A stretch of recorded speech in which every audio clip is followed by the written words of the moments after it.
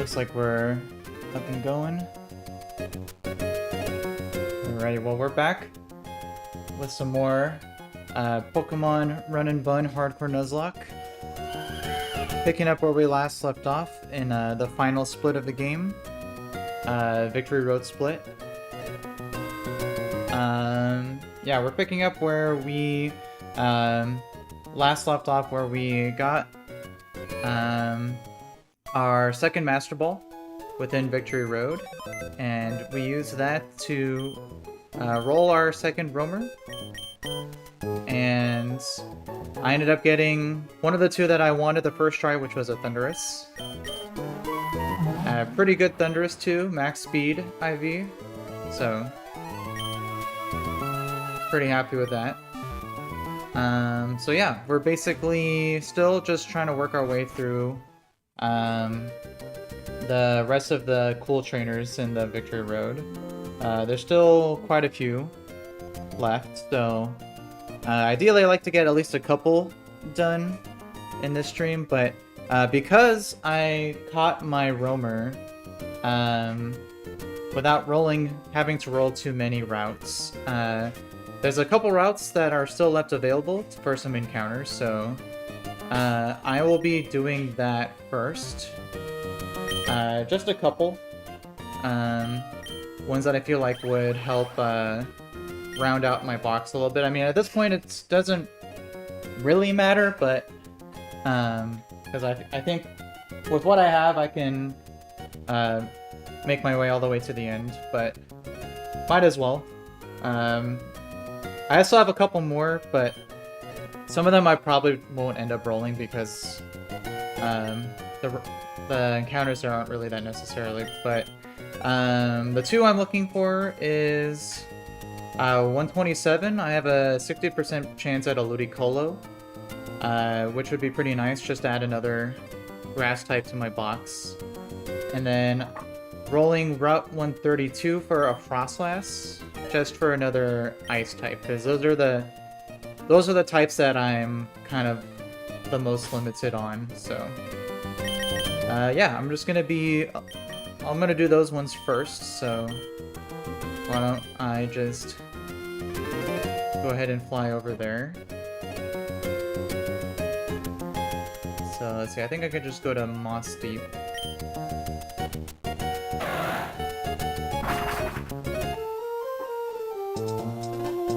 And I should just be able to go just below here to around 127. Okay, cool.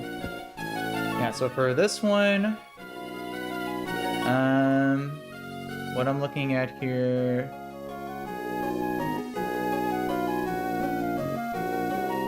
we are going to surf. It's 60% chance Ludicolo, 40% chance Milotic, with Sharpedo and Gyarados duped. So yeah, we will go ahead and get our surfing counter here. Hopefully we get the 60% Ludi, ideally. So let's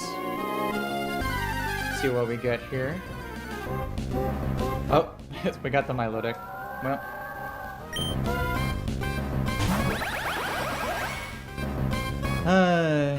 can't get too lucky, can't we? Alright, well,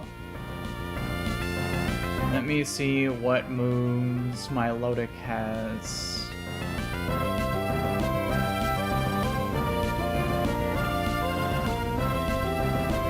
Let's see, Milotic has Scald, Recover, Dragon Pulse, Hydro Pump. Alright, so yeah, we're gonna start off with a quick ball here.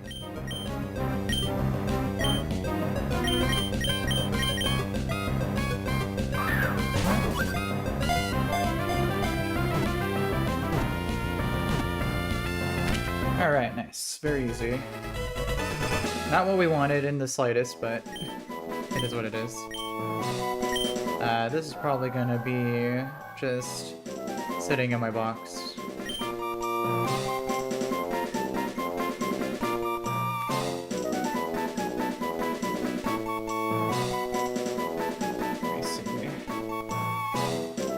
a good artist for Milotic here.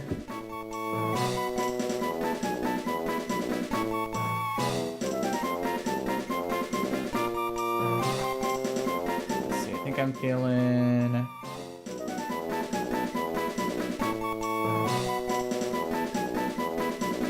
probably, let's go with Beyonce.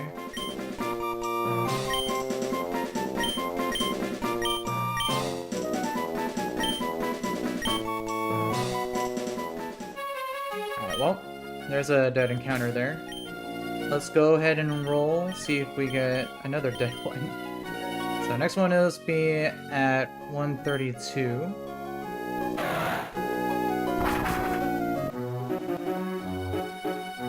So let's see, for this one, let me mark my Milotic here.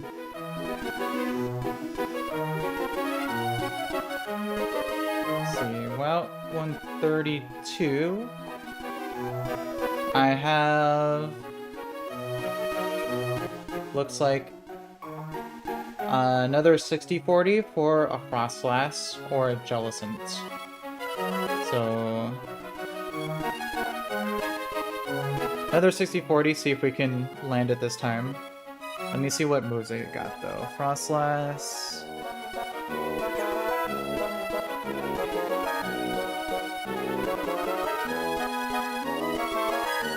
Frostlass will have Shadow Ball, Ice Beam, Hex, and Will-O-Wisp.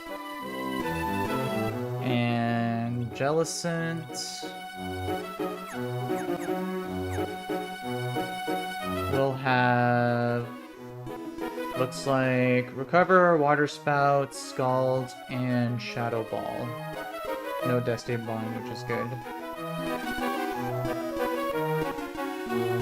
Okay.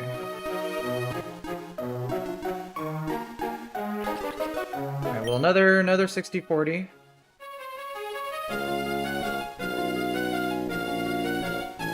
So let me see.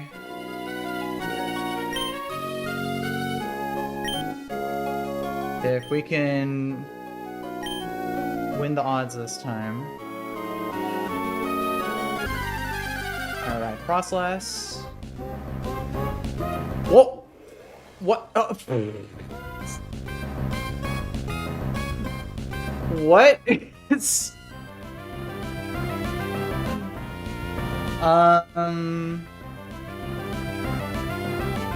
Well, I got very, very unlucky and rolled the random roamer on this route.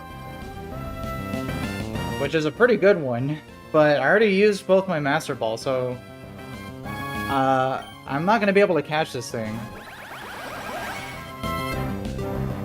I mean, I think there's like a very, very small chance that you can encounter, that you can catch it with a quick ball, because it's just gonna flee. Let me see.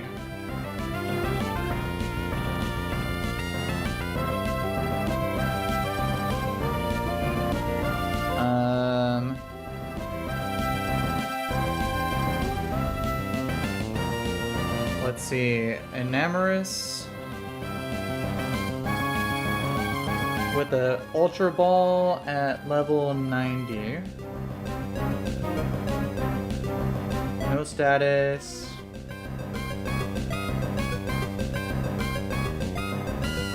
Eight badges.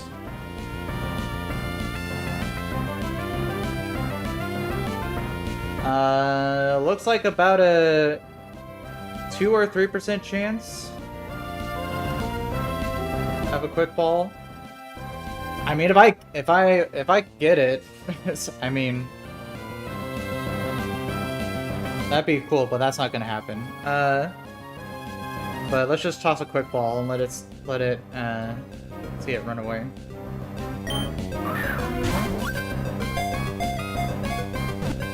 Oh,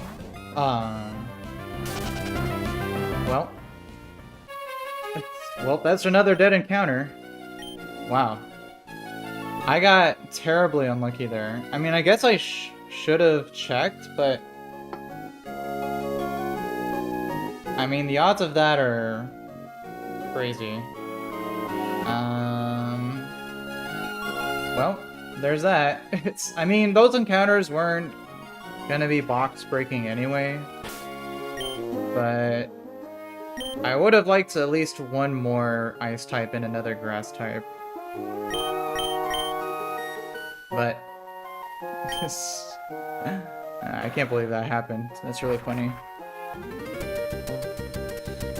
Alright, well, done with that, so I guess we can just go ahead and go do the next fight here. Yeah. Let's see, I already have the next fight calculated, so I can just go ahead and set up for it. Let's see. We're gonna need Togi. We're gonna need...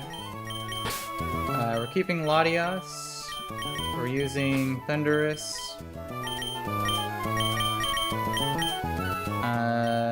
We are using...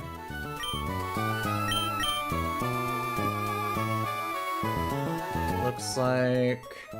Who was I gonna use?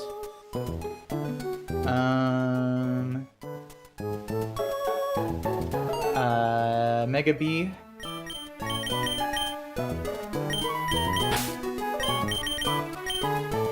We're gonna use Excadrill.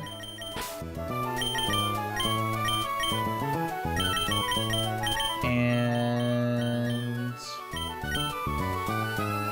Gliscor.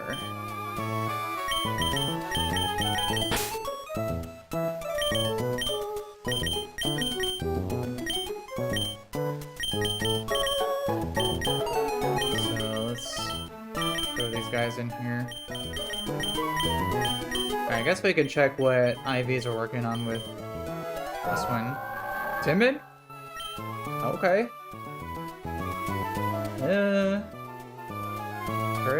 Very high speed. Low special attack, low special defense. Kind of sucks though. It has recover. That's something. Well. Potential sack. Most likely. Alright. So, let's see. For items... We want... Life Orb on Togi. We want... Twisted Spoon for... Latias. No item for Thunderous. Soft Sand for Excadrill. That should be it.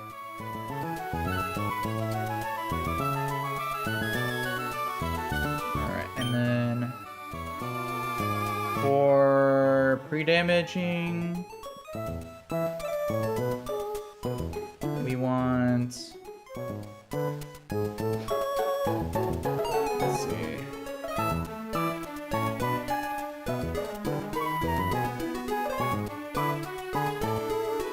I do need to level up Thunderous to 93 at least, I think. Yeah. So let me do that.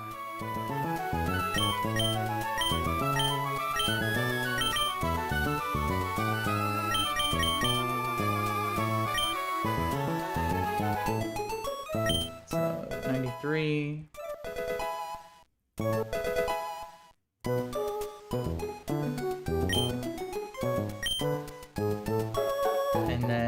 Damage. We want to be at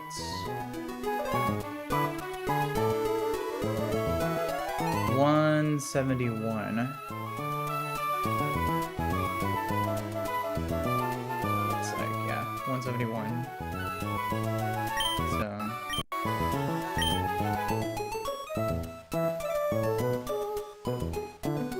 let's see.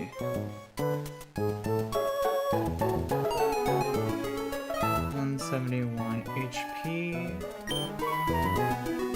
Good. And then I think that's it.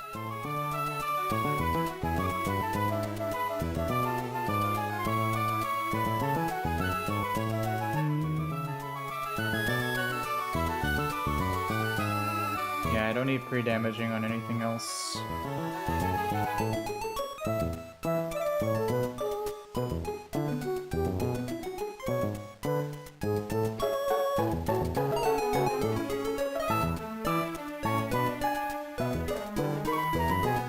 Should all be good.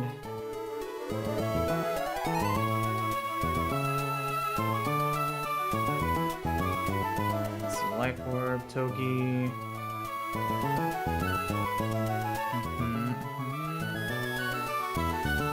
Hates you. Go to you, KO, bait you. Go to you, KO, bait you. Go to you, KO.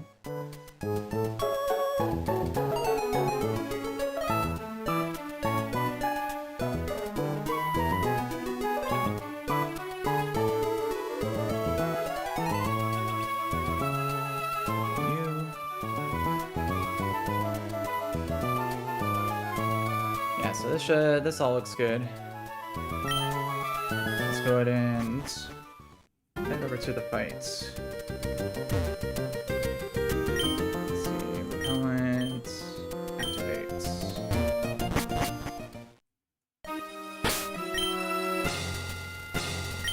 Triple check my items here. Life orb, twisted spoon. No item, Beedrolite, soft sand. No item. Alright, cool. Let's head on over here. So we beat Wally, beat these two. We beat her. So now we should be up ahead over here. Yeah. Let me go ahead and save.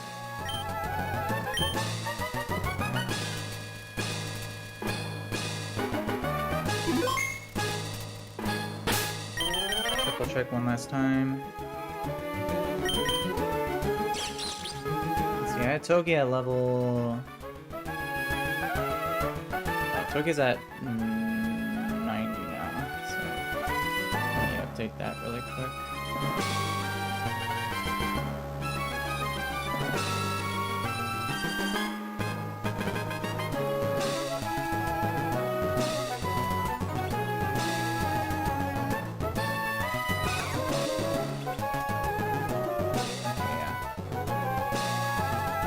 Check the calcs, make sure I didn't miss anything.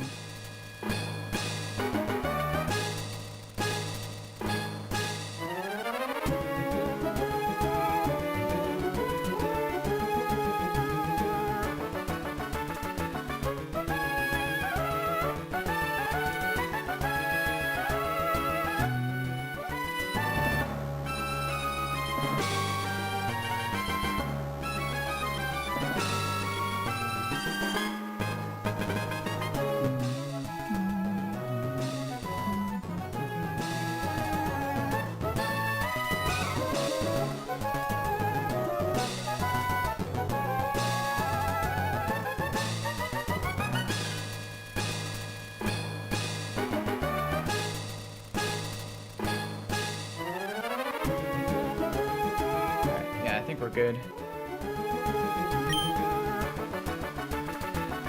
Let's go and do this here.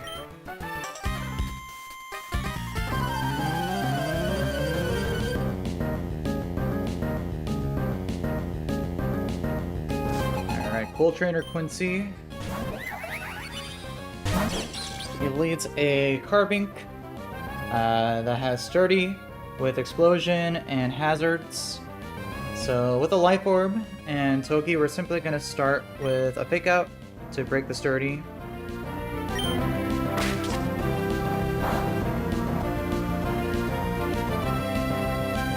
And then with a Life Orb,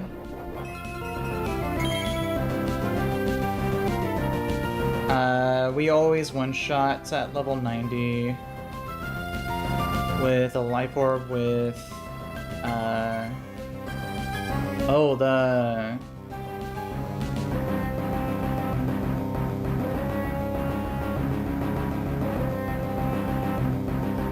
Oh, I didn't realize the Sturdy is now reactivated. Oh, I totally didn't even consider that. Let me see. I think this should be fine because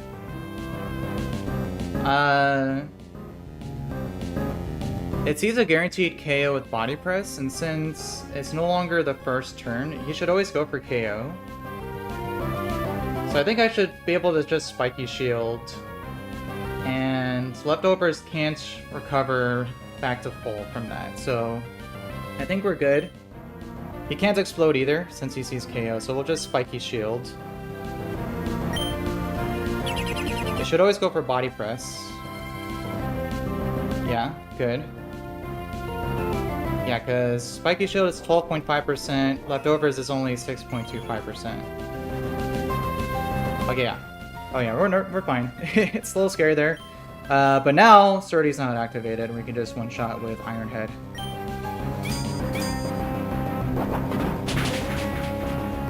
Alright, there we go. Alright, so Carbine goes down. This should always be bringing in Komao. Perfect. Alright, so Komao comes in. It sees a fast KO with close combat. So I'm going to switch to my Latios. There's a lot of things I could use, but I just wanted an opportunity to use Latios for a fight. Because I don't really see using her too much for other fights, but we're going to swap in on a close combat here.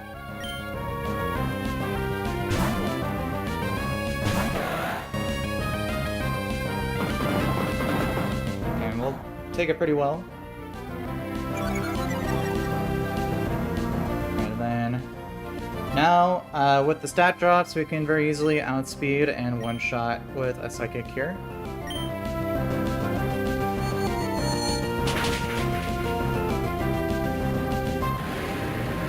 Komao goes down. Next up should always be Trevenant. Perfect. Alright, so because I'm holding an item with Latias, it always sees a KO with Poltergeist. Let me see. Yeah, and this thing has Leech Seed with Substitute and Harvest Citrus Berry, which could be pretty nasty. But it always sees a KO with Poltergeist here after the close combat. So I'm going to swap to my Thunderous, who is not holding an item, so I won't get hit with the incoming Poltergeist.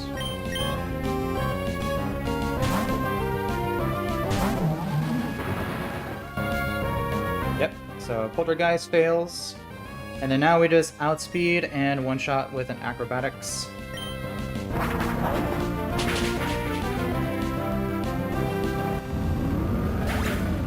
Alright, and then at this HP, we should always be baiting in Slowking next. Perfect. Alright, and Slowking at this HP only sees a KO with Future Sight. So it's always going to go for that. But Future Sight doesn't attack on the first turn. So it'll look a little scary, but I can freely switch into my Beedrill here as it goes for a Future Sight.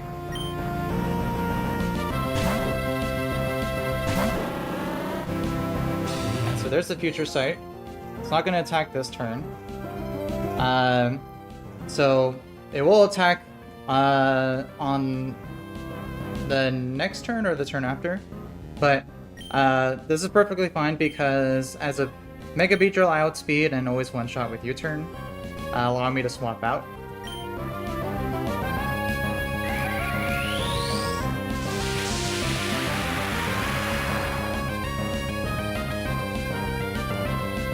So U-turn, we get the KO. Alright. Alright, this allows me to get a free switch. I'm gonna bring in my Excadrill.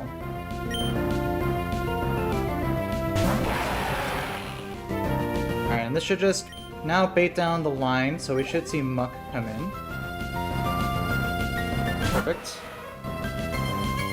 Alright, and I wanted to bait Muck in this position because this thing also has Explosion. But with a Soft Sand, we simply outspeed and one-shot with Earthquake. And we'll also take the Future Sight on this turn, which won't do that much.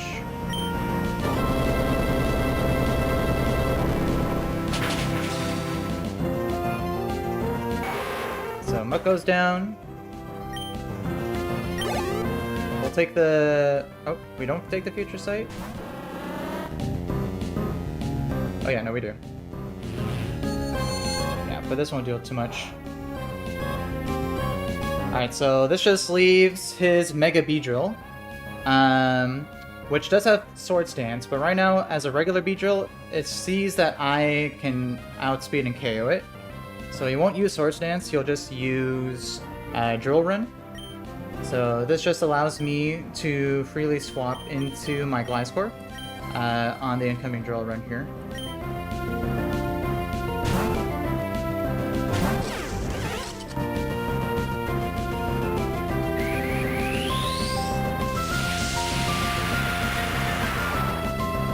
There's the Mega B.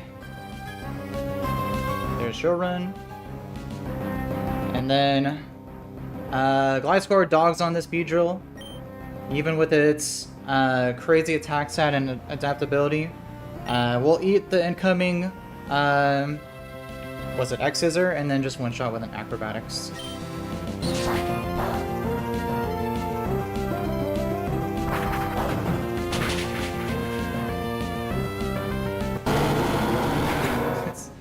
And there we go. Very easy, except for that first turn.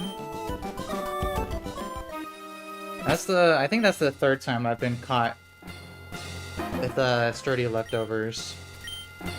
So,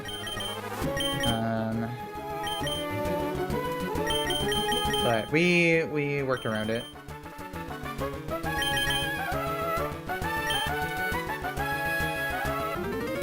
So let's go ahead and take a look at what the next fight's looking like.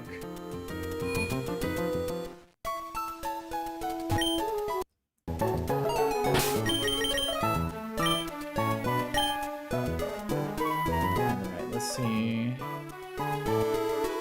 I know the next fight is Grassy Surge. Or Grassy Terrain fight, or that rather. Yeah. But I looked at it a little bit. It doesn't look too bad.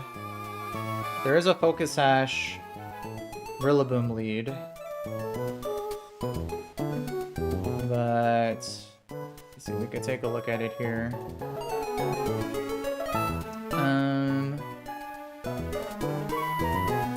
Yeah, so what was my thoughts for this guy? I think my thought was I could lead Beedrill because on turn 1 as a regular Beedrill, it outspeeds me, so it'll go for a knockoff instead of Grassy Glide. So that allows me to outspeed as a Mega. And then break the Focus Sash with a U-turn. And then I could go to something with Fake Out for the KO. Because I'm pretty sure Fake Out out-prioritizes Grassy Glide. Let me see. Let me just double check that.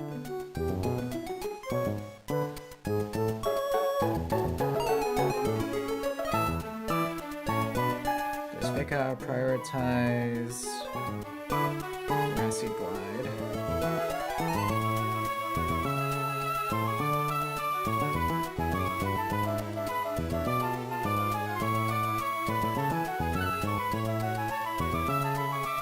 yeah, Grassy Glide is only +1 in grassy terrain, so we definitely out prioritize. So I could use either Infernape or Sneasler. Let's see, if I use Infernape, that would bait.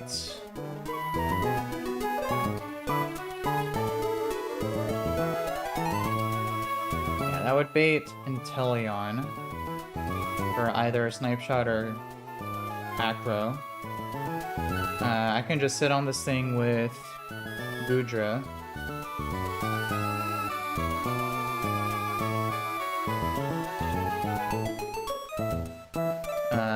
Yeah. I can take this thing out with a Goodra. Goodra would bait. Looks like.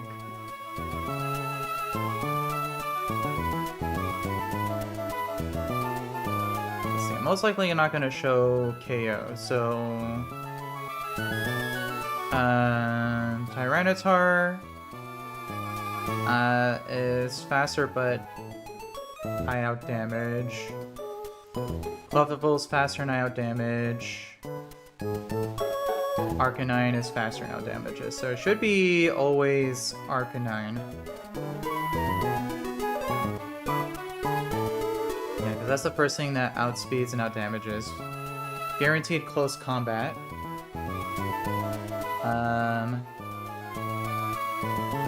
We can go.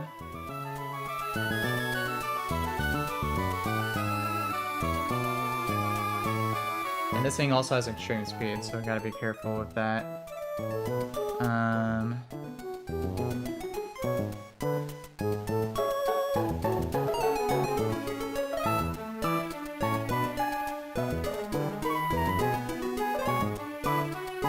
Let's see, I could just go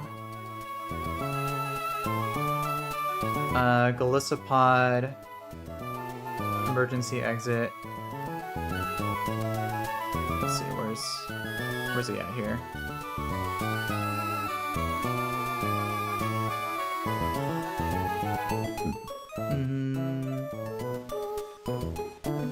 Where's my Isopod?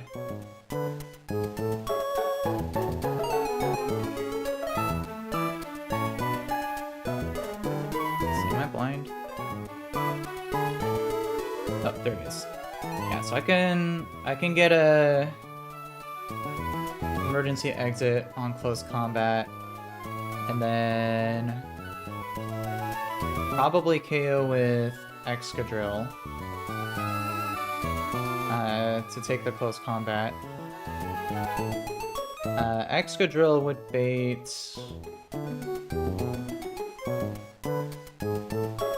Looks like.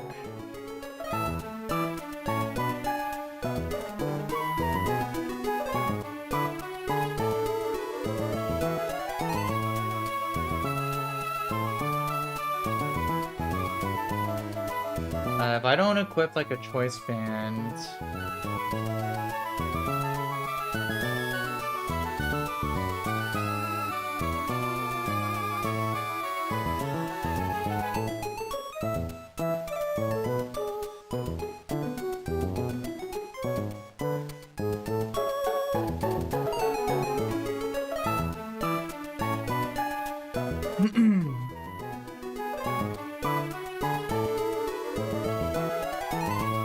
let's see.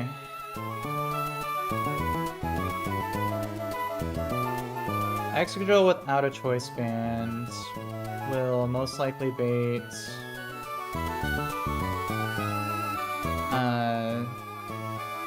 slow kill from Ampharos, but because of grassy terrain recovery,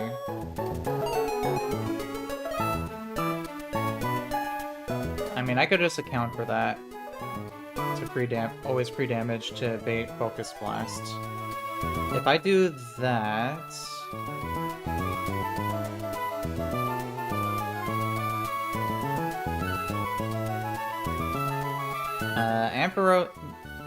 Beedrill can take a Focus Blast pretty well.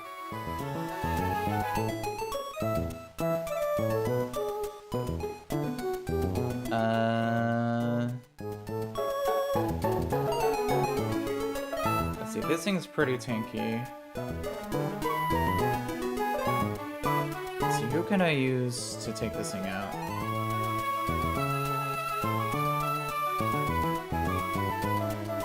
This is where catching a Frostlass could have been really nice. I could have probably outsped and KO'd. But...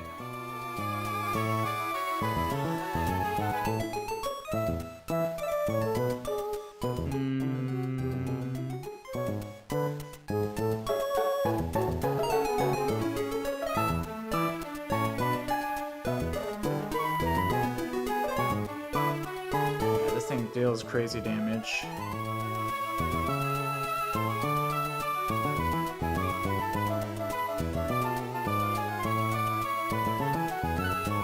But if I could swap... Oh, hold up. Let me see. Where's my Dragapult at? Oh yeah, Dragapult can just take this thing out.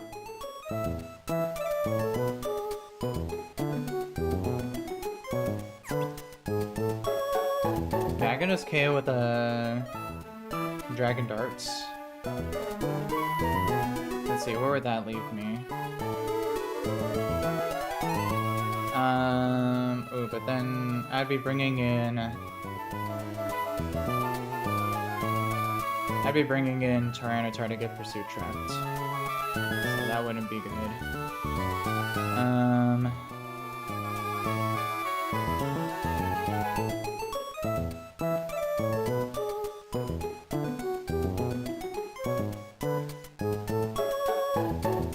Yeah, the Pursuit Dark Gem on Tyranitar is concerning. So...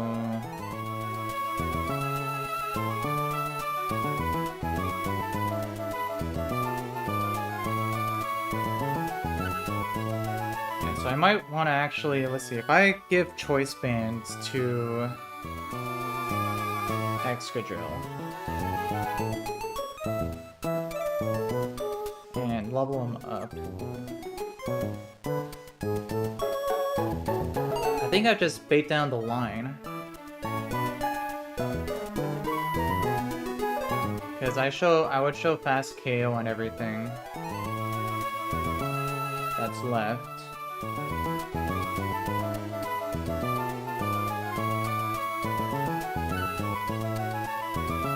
Yeah, so it would just go in order with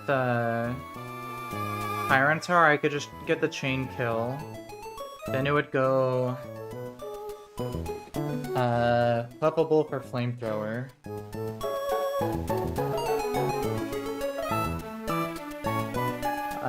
I could go back to Infernape.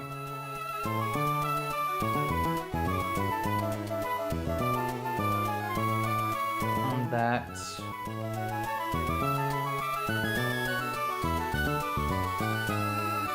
Or...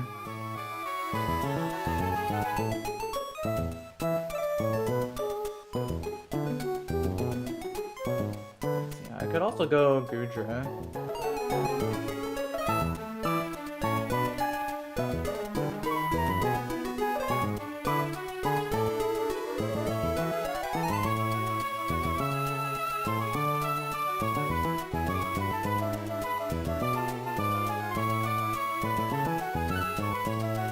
I think I could do it with this team here. Because after the Tyranitar KO, Clefable comes in on a Flamethrower. We go Infernape to Clefable. And then we can KO with 2 Iron Tails, or I could also try to KO with Beedrill, but That could also allow Ampharos to get an agility off, which would not be good. Is that +2? Oh, actually, because the sand would be up, Excadrill has Sand Rush, and I just outspeed everything. So agility doesn't even matter. So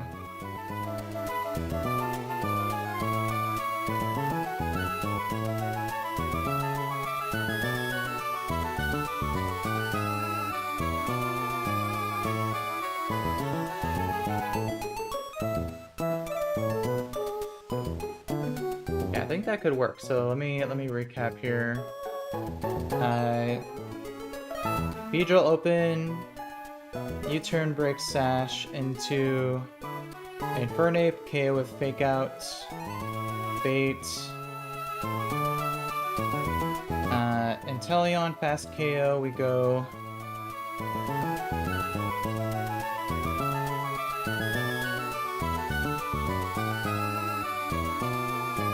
Goodra to KO with Power Whip.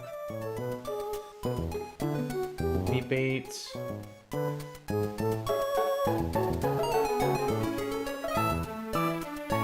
Most likely fast KO. Let me see.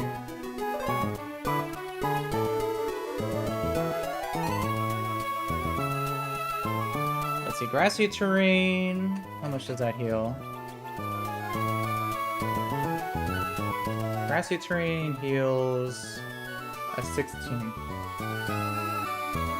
So at most, if I stayed at level 91, I would be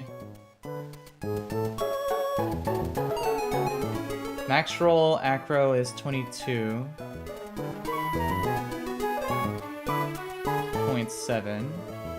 So minus 22.7 plus 6.25 from grassy terrain. After that, highest damage would be Snipe Shot. Max roll is 15.8, so minus 15.8 plus 6.25. So at most, at level 91, Goodra would be left at 74%, which is outside of crunch range from Tyranitar, but is within range of Arcanine. So Arcanine should always be guaranteed on my Goodra.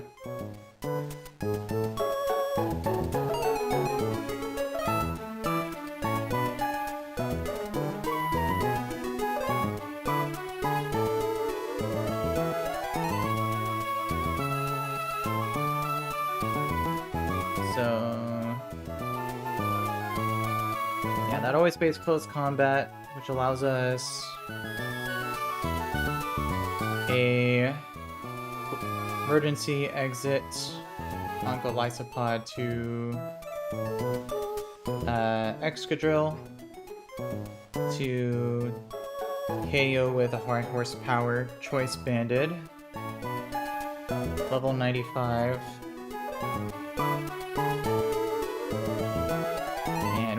Eat the extreme speed. This should bait down the line.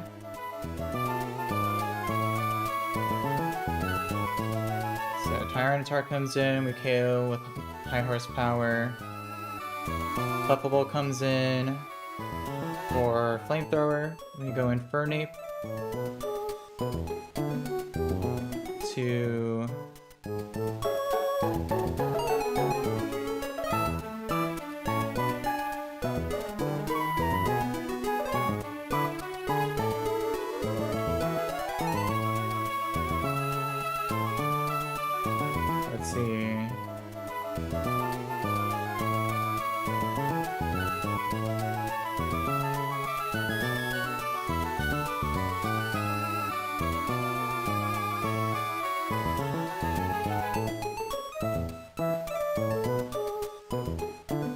probably want to use something else for this clefable.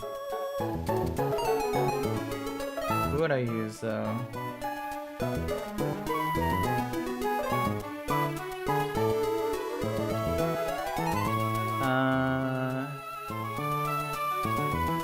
You could use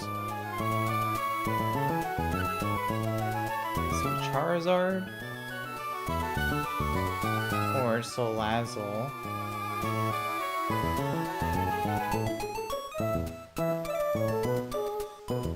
Salazzle would probably be good. I haven't used her in a while.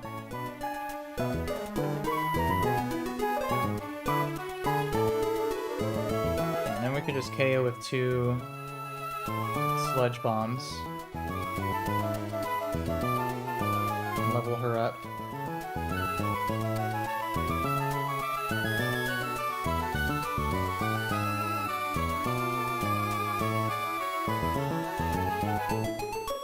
So then, when Ampharos comes in,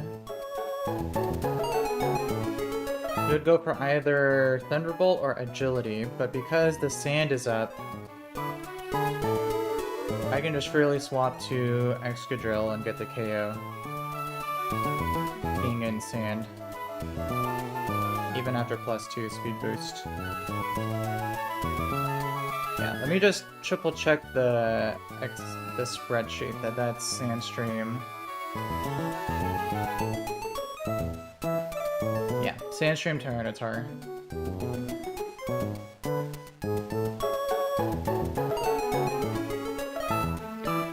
Alright, so I think this is good.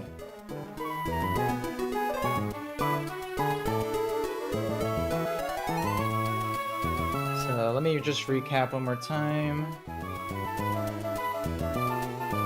Open with U-turn on Rillaboom, Brick Sash into Infernape.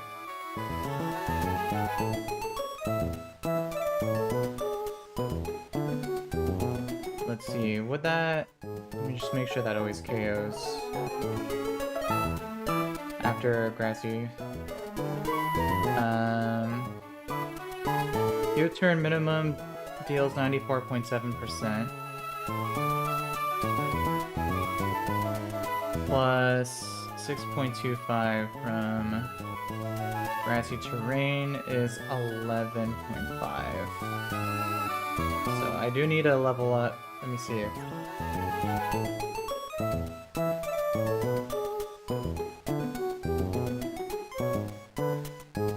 Ooh, Pick Out doesn't quite always KO actually.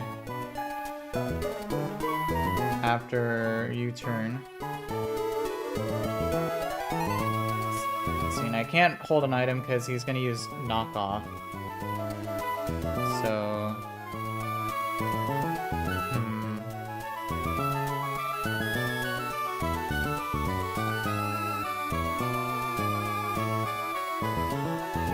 I might have to use Sneasler then, but then that completely changes my baiting.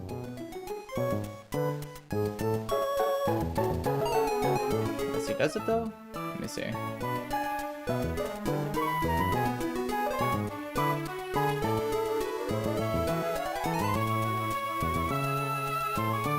Actually no, I'm speed tied with the Inteleon because we're both 95 hasty on 120 speed stat. So no, this would keep the same exact line. So this would be guaranteed acrobatics from Inteleon. We again just go to Goodra. We always bait CC, Arcanine, we emergency exit into Golisopod.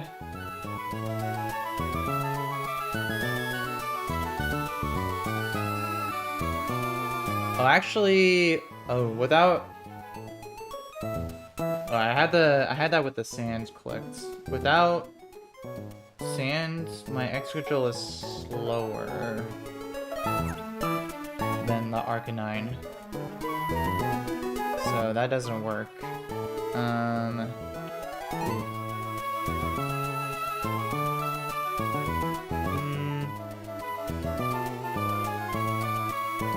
So I would need to use something else then.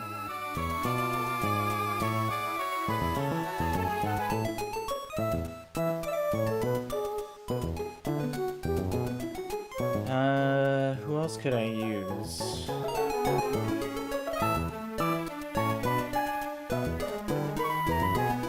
I mean, anything else just gets pursuit trapped by Tyranitar.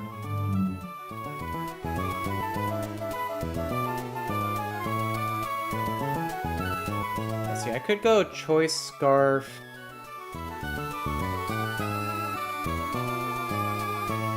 Urshifu, maybe.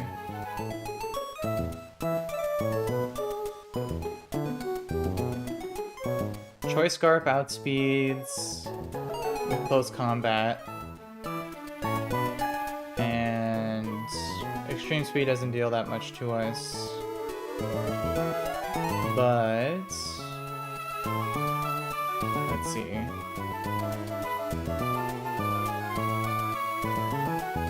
Okay, so that would actually bait...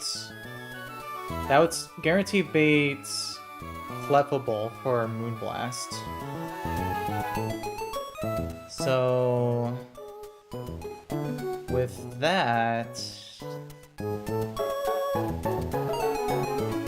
I can...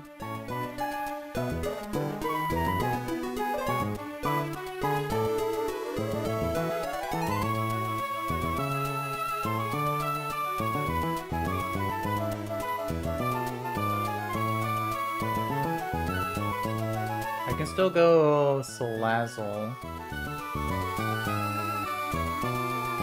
Let me see. Moonblast can lower special attack, I believe.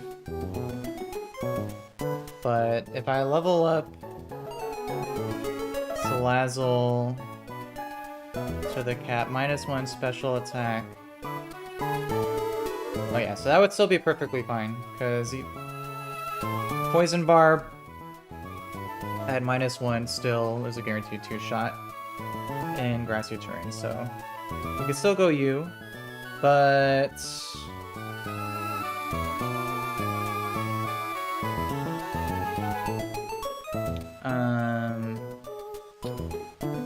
this would bait then Tyranitar, which I believe would just Pursuit Trap me.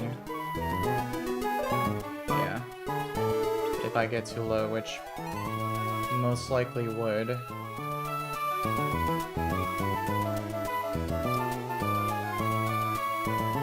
So...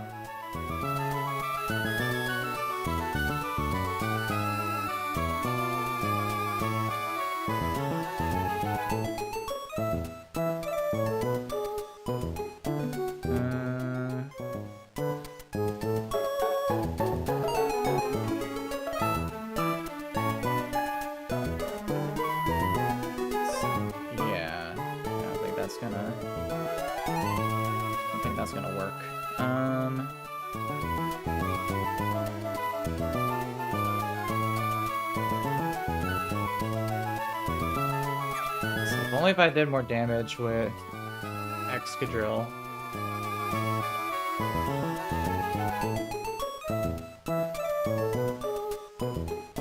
Let's see, what if I ran Assault Vest?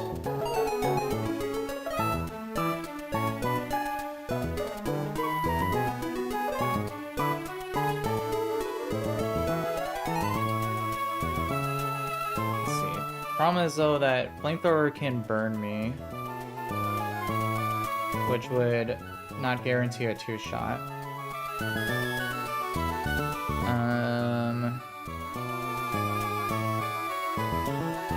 What about...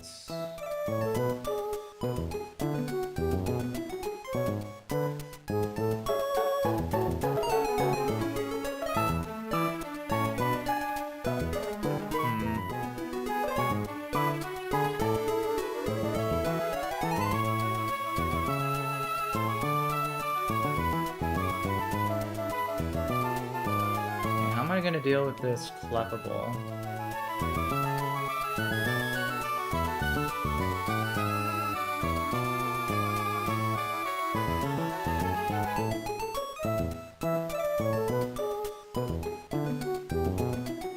I mean, I could also 1v1 it with Goodra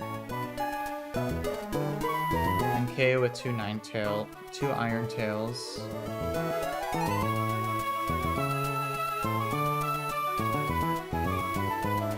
And I think let me see.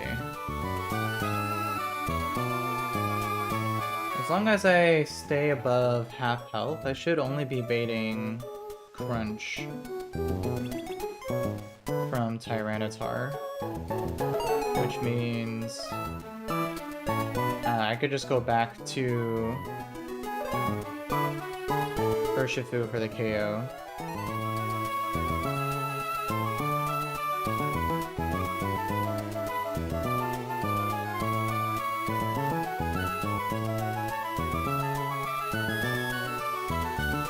And then that would bait most likely Focus Blast from Ampharos, which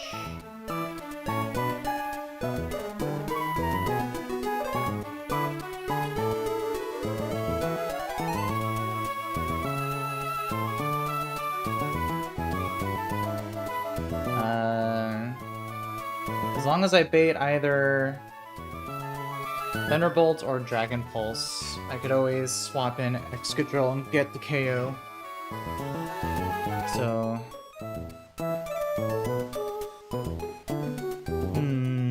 let's see. I feel like we got something working here now. Let's do Break Sash, go to you, Fake Out.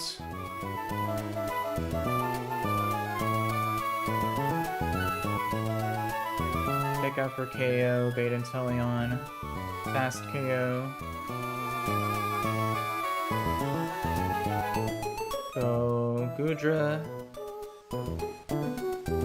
KO, bait, Arcanine.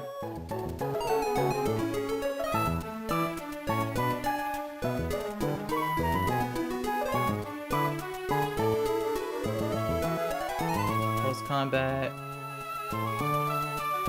Emergency exit into Scarf. Scarf Urshifu for close combat KO.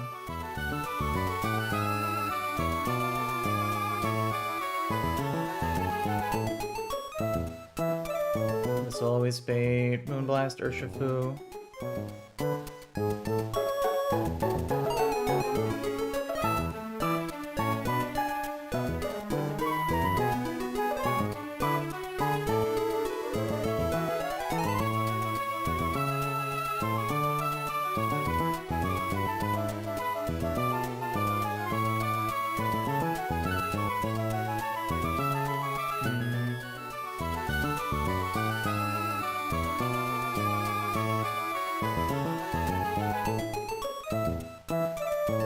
I think I would take too much damage from Clefable though on Goodra.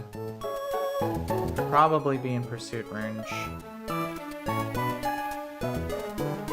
I could try KOing with Beedrill. Because I show fast KO on Tyranitar. So I would be baiting Ampharos, but it could very likely go for an agility.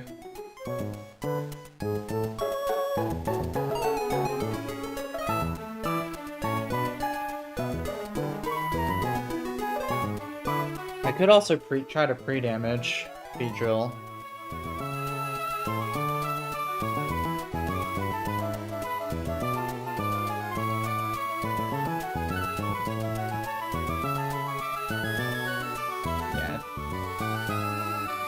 I feel like I'm close on this one.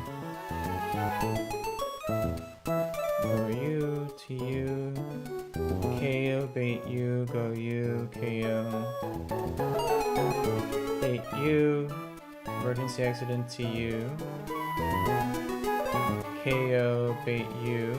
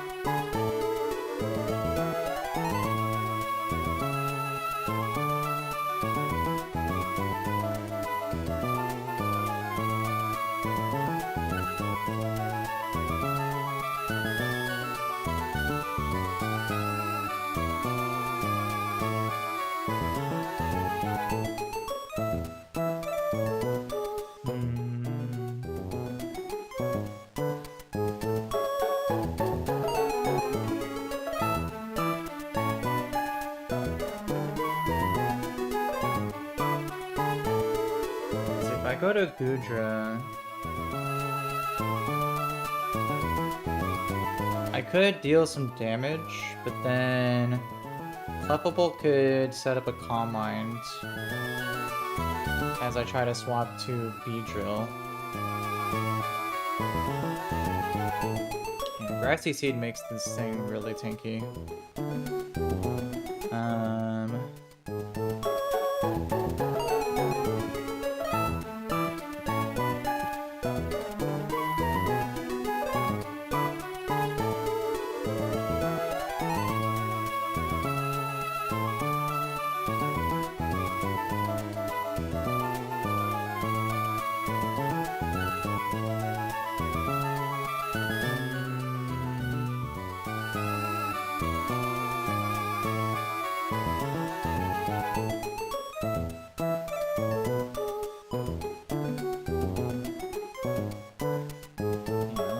Let me see. If I go to Gudra and attack once with a Iron Tail,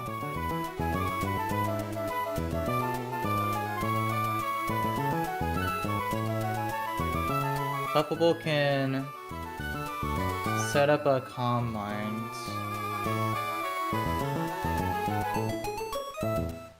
Yeah, which means I would be taking way too much damage. I mean, I would live +1 crit. I just need to make sure I'm always in range of a kill from Ampharos. Yeah, because I don't think plus at regular it would be enough. No, it doesn't look like it.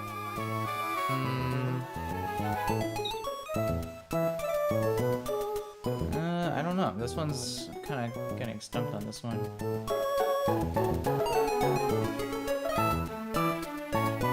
Maybe Magazone?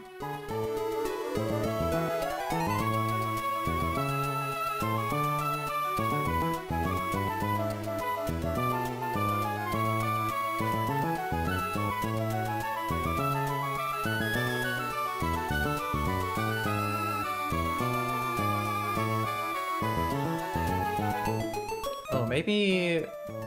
Magnezone is slower than Ampharos. That would prevent... agility.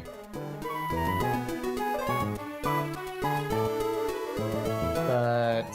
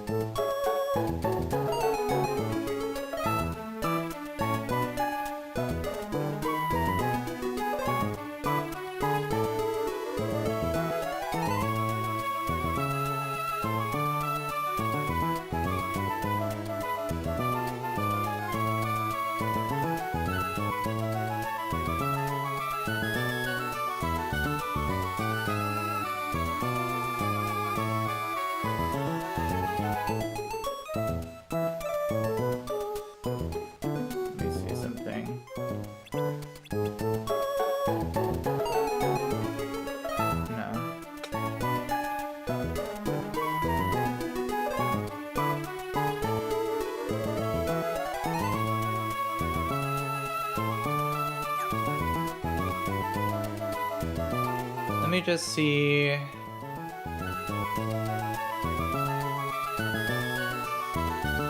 How much damage?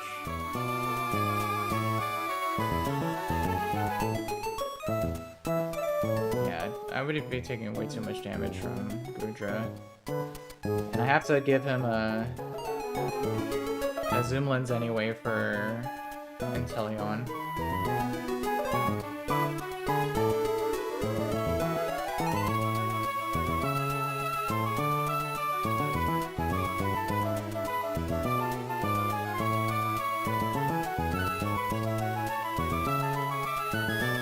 This thing has sniper, so I don't want to switch anything else on this guy. Snipe shot does way too much damage. Yeah,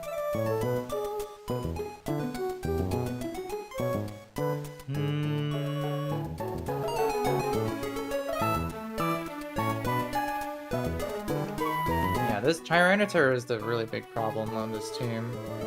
It's kind of awkwardly placed.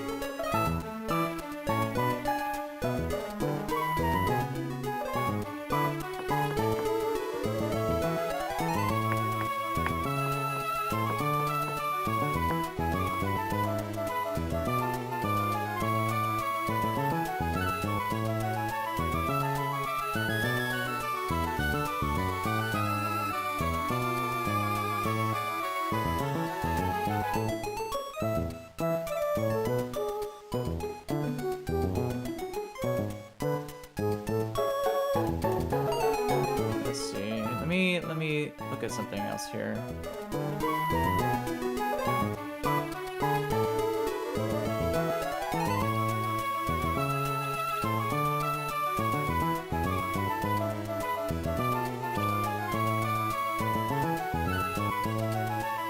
No, Crobat doesn't quite cut it.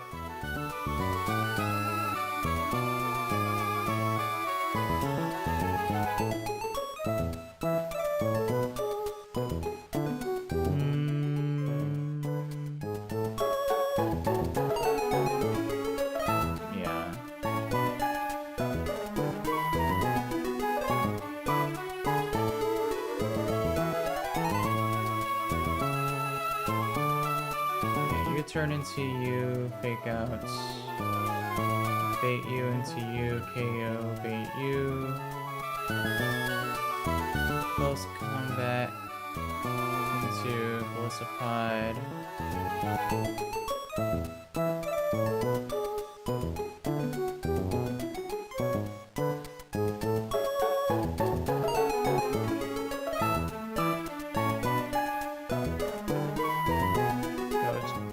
Shifu, KO close combat, baits, Moonblast.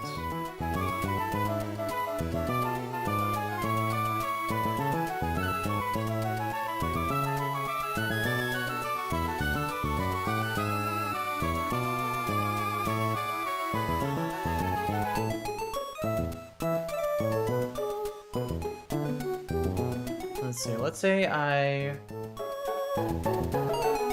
just go straight to Gudra, get a hit off with Iron Tail.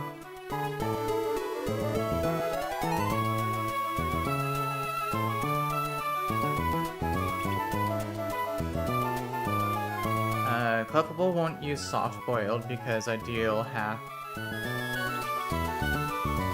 So it'd be always Moonblast after a Calm Mind.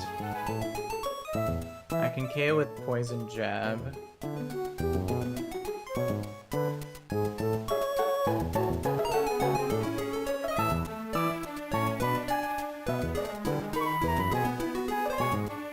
Let's see.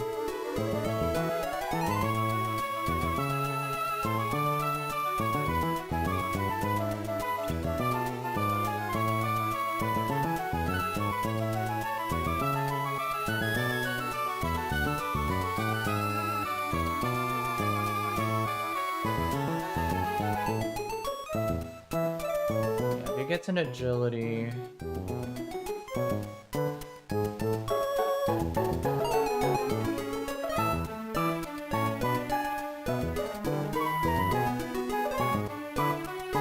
I'd be faster with Dragapult, but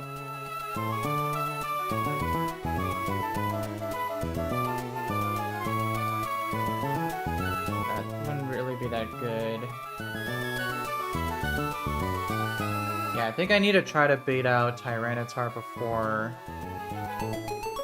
Ampharos so that I can prevent agility shenanigans. But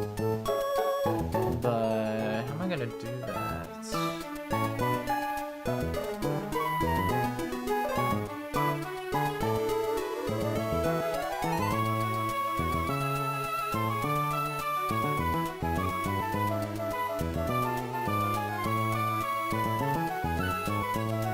The problem is that Focus Blast can miss, so I can't rely on another Golisopod emergency exit.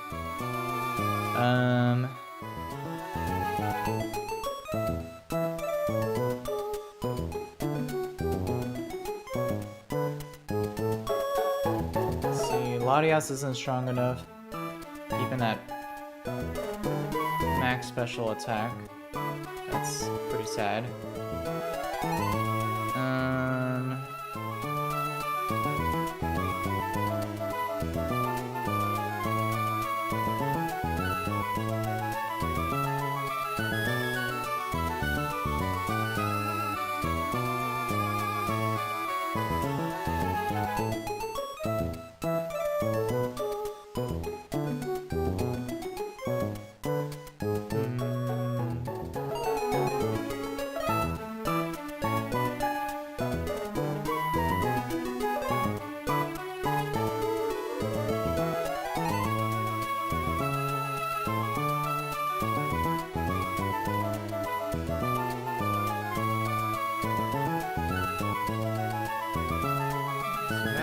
Options for the Arcanine.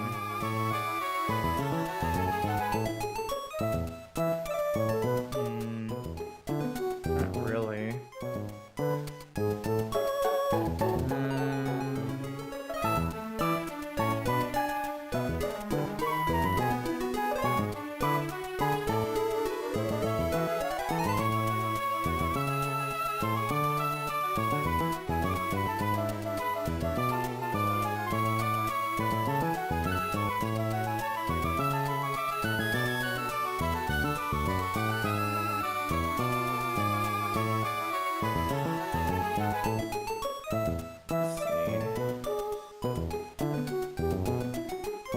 What if I went Choice Scarf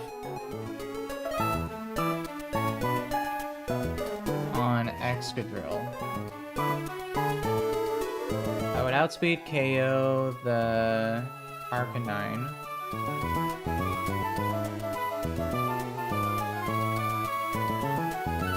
Then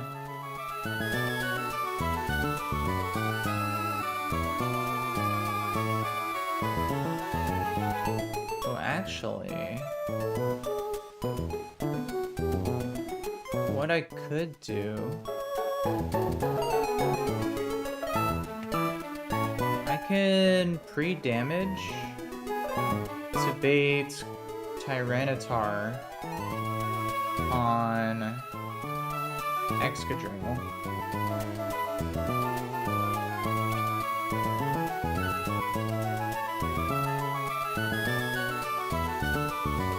That would bait him early.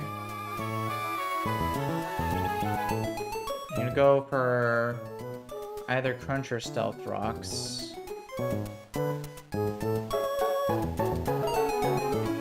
I could go...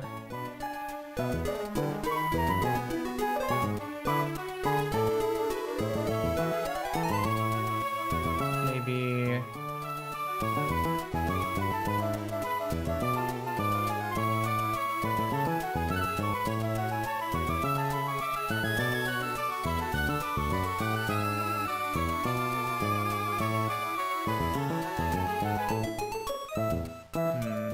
What can I do from there?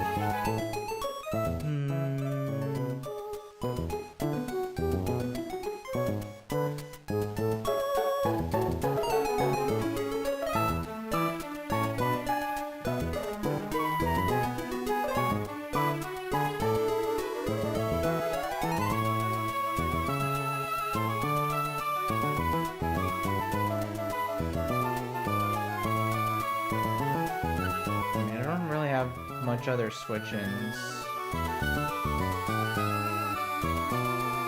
I would just have to go straight to Urshifu on either Crunch or Stealth Rocks. But then I could KO with Close Combat.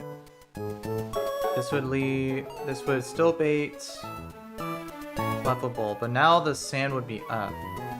So I could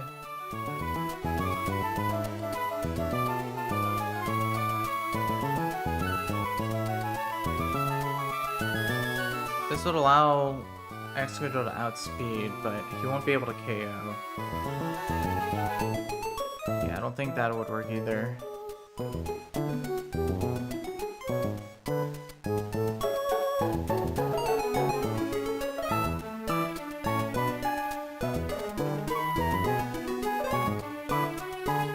I feel like I'm just right at the cusp of this, but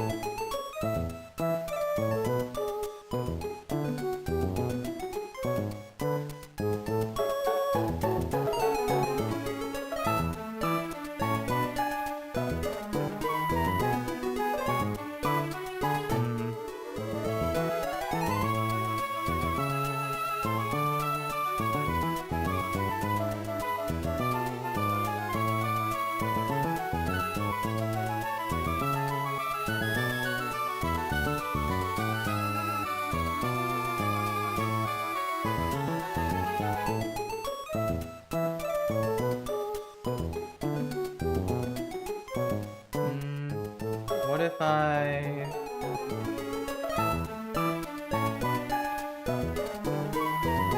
Yeah, I think the counters I need to try to use for this Ampharos has to be either my Excadrill or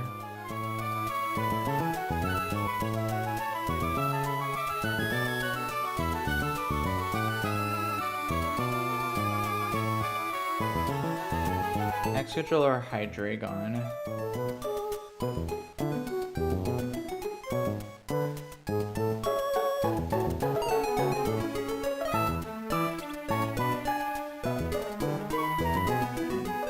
Mawile's too freaking slow.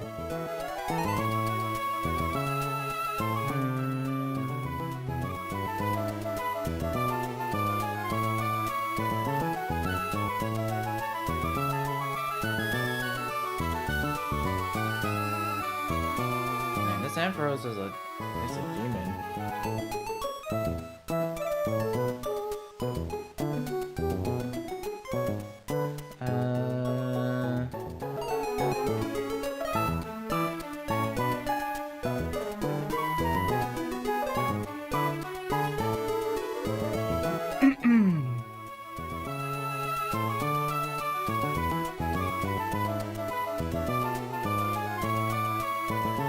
I think I need to try to use...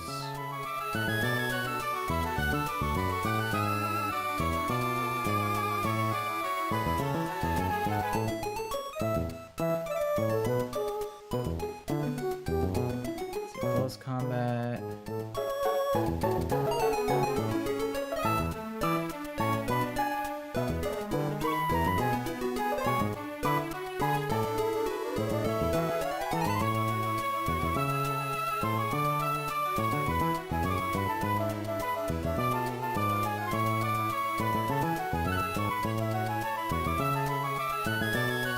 What if I try to use Bascule Legion?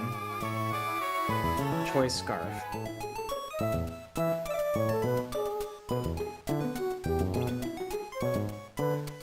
He's too freaking slow!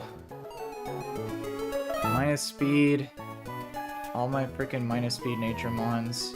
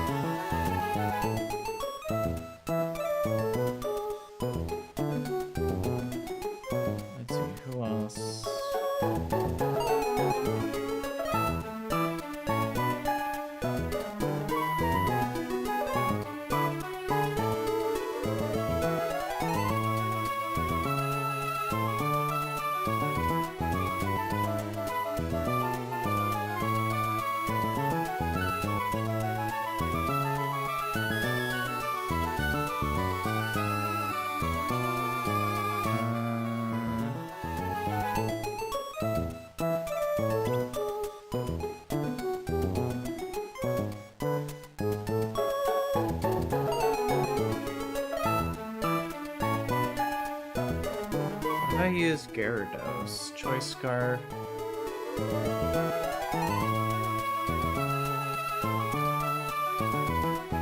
What would you bait?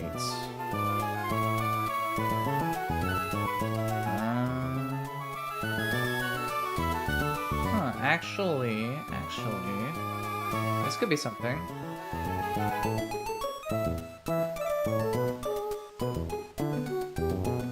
I could go Choice Scarf, Gyarados on the Arcanine.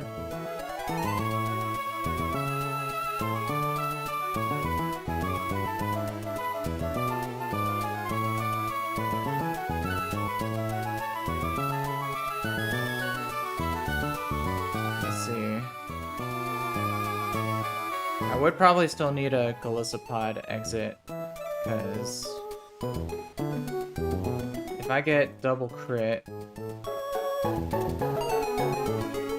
that would leave me at, let's see, minus 33 minus 44.3 plus 12.5. Yeah, that would leave me in pursuit range.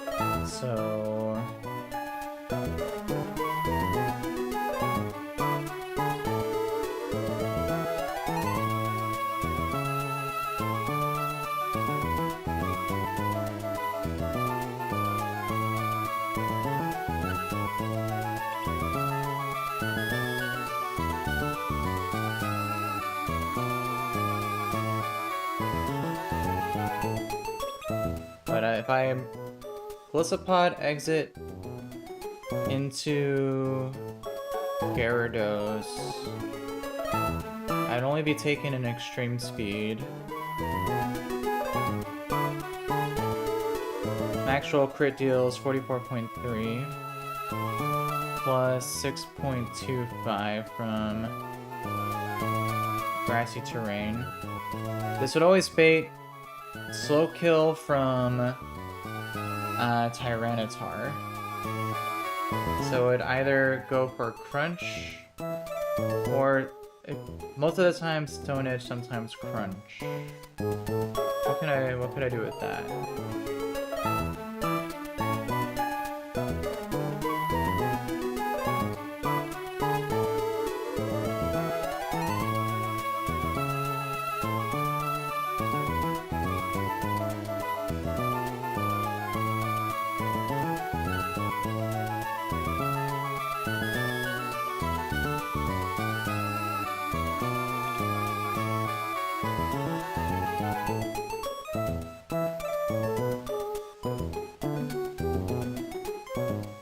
Let's see. Actually, you know what? Maybe here. Let me try something else here.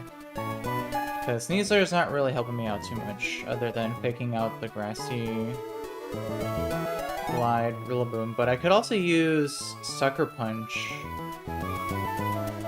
from Urshifu, because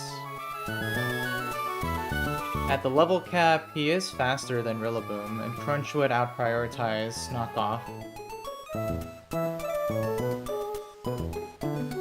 This would bait, though... Let's see. Actually, this would bait out... Looks like... I would bait out... Clefable early. Interesting.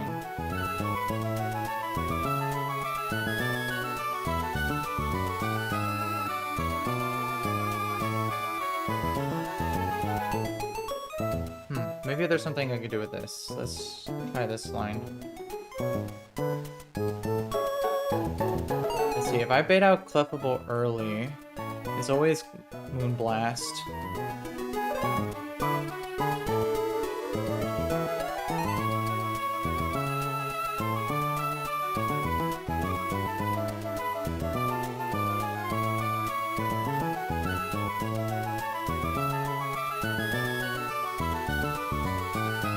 see, I could go either clefable.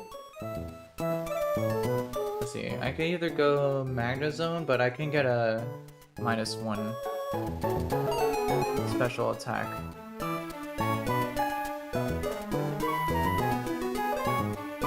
And I would need a Assault Vest. So maybe...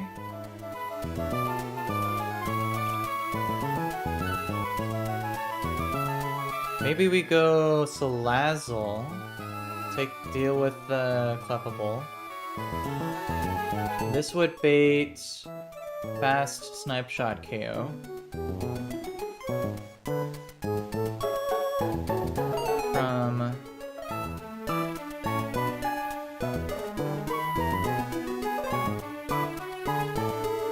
From Inteleon. We can still just easily go Goodra.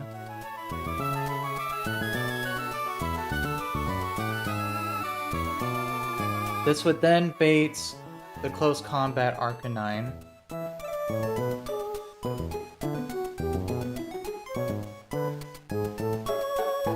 But then the Clefable would already be taken out, so... I could go... let's see...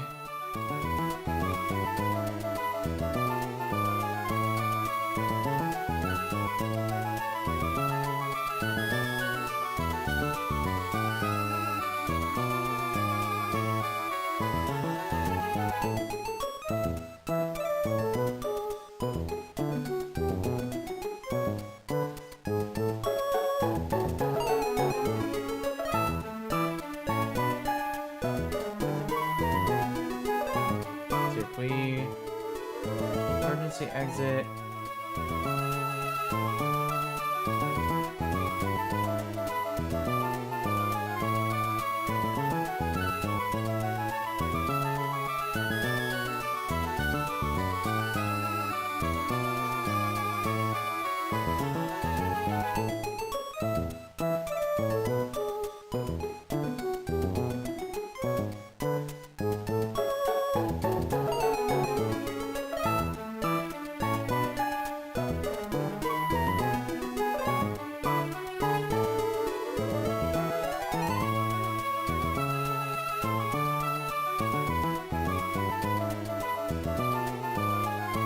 Oh, I know, I think oh yeah, from there...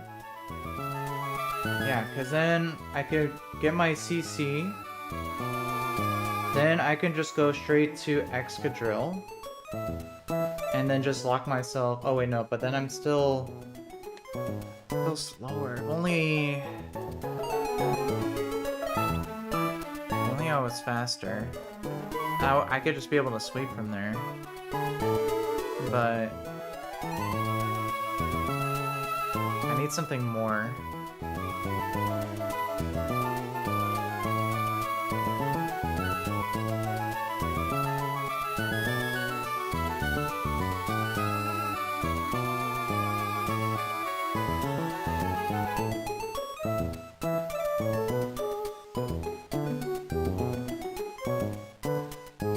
Maybe if I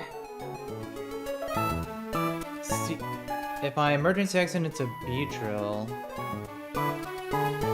I would always live an extreme speed crit, and I could outspeed K with Drill Run. This would bait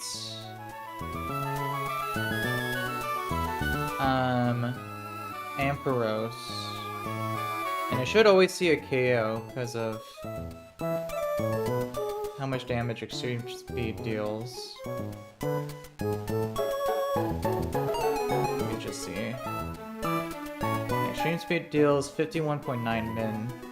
So at minimum, I would be left at minus 51.9 plus 6.25. That'd be 54.3%.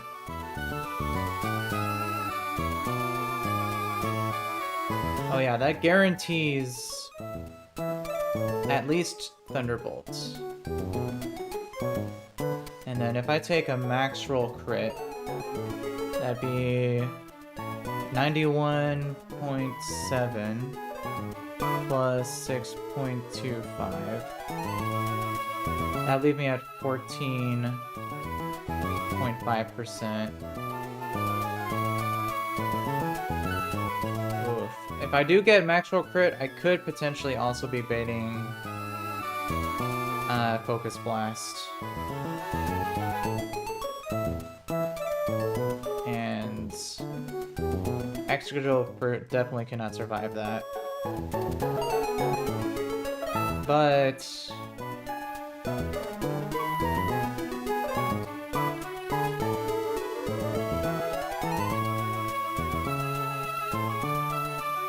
if I do that and switch in on a Thunderbolt or Dragon Pulse, I can then be able to chain KO by locking myself into Choice Band.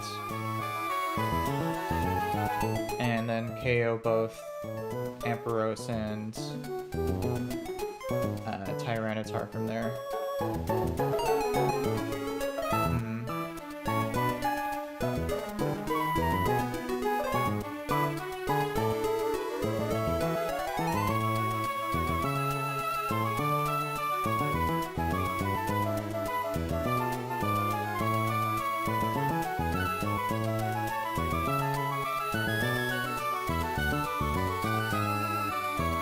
There's also a 2% chance, or a 10% chance that Arcanine doesn't go for Extreme Speed, which would leave me at full HP, which means I wouldn't be baiting a kill from Ampharos, and he could use Agility.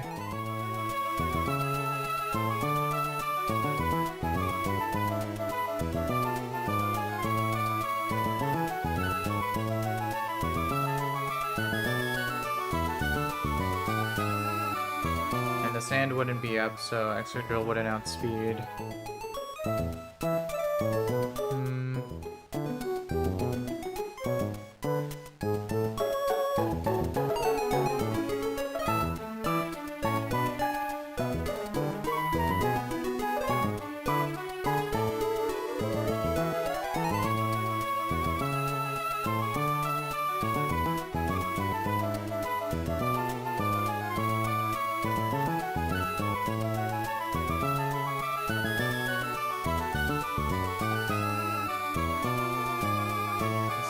I feel like this is closer, but still not quite there.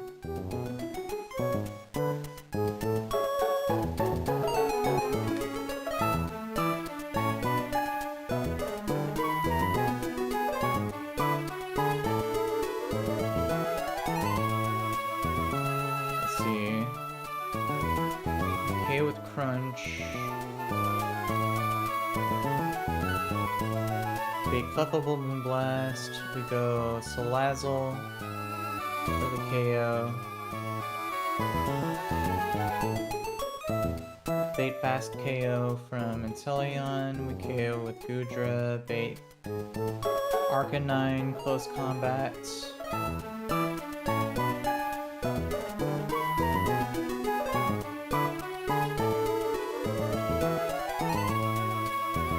So what if I used Sneasler?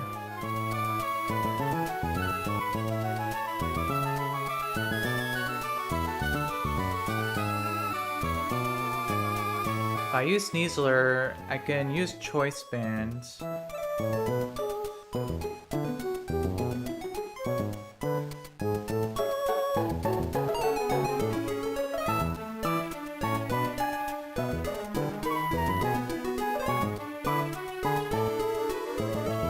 I could KO Arcanine, and then if I hold a Choice Band, I would show KO on regular Ampharos, which means I could then chain the Tyranitar.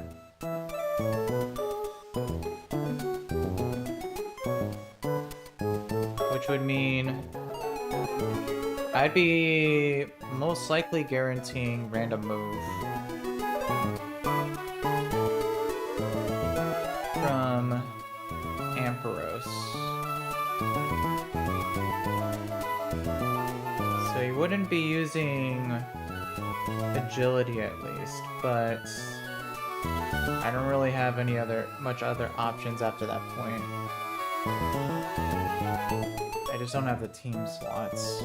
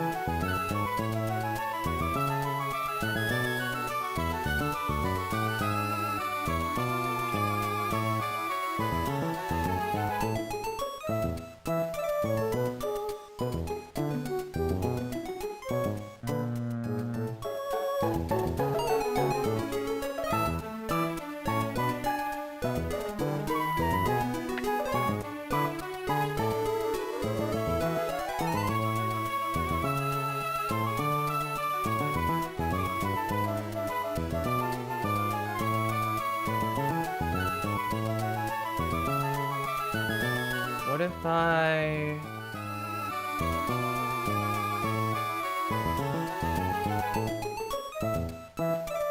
What if instead of Salazzle, I could try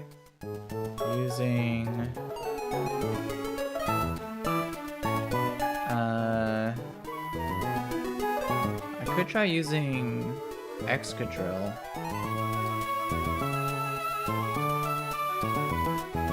Because after I KO the Rillaboom, I can go to Beedrill on a Moonblast, and then you turn into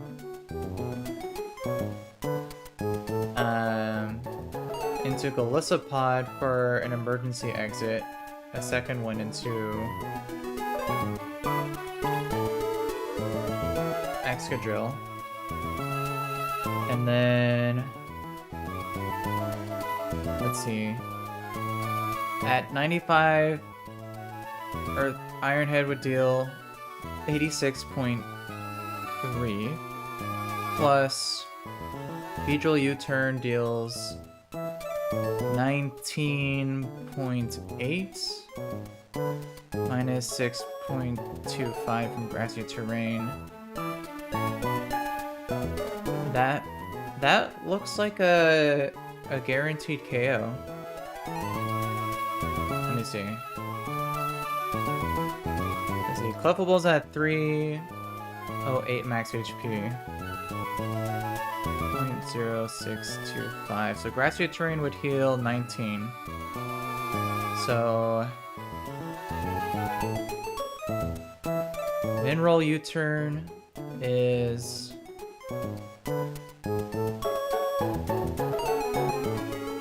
61 minus 19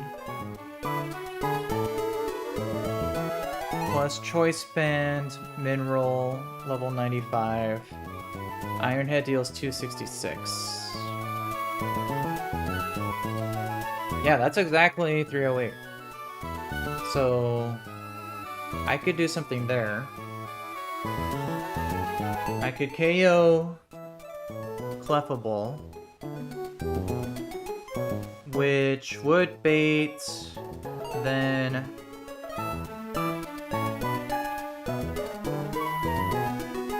see, that would then bait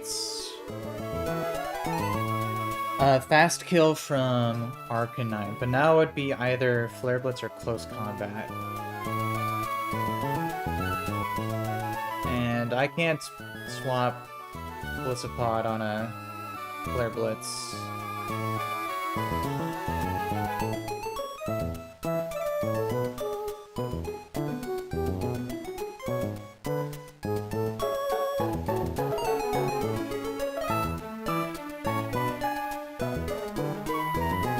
Does...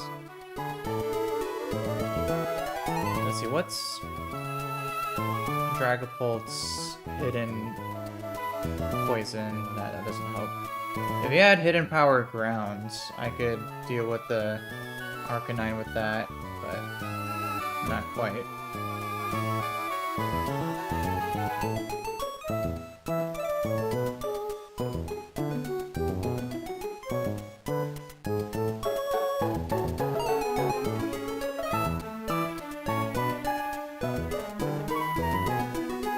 That works. Yeah,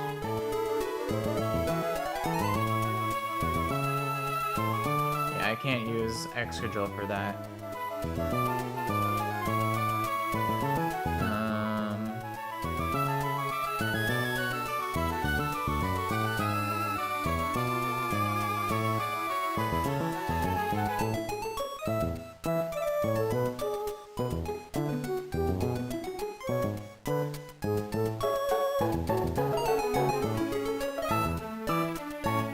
I can maybe go... Let's see.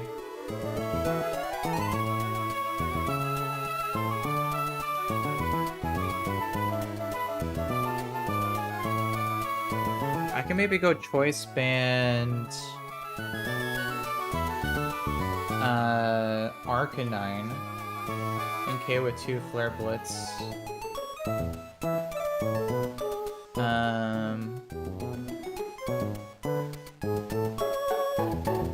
That would still bait Inteleon.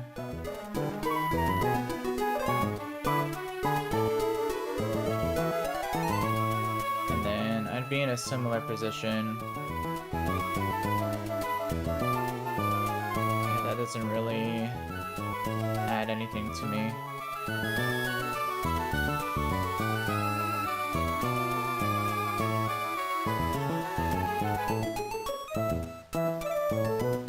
I may need to sack Salazzle to make this fight riskless.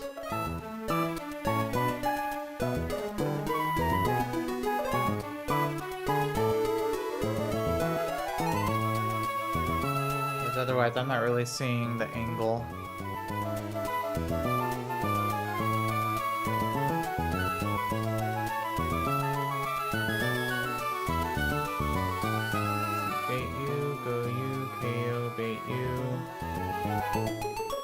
Go U to U.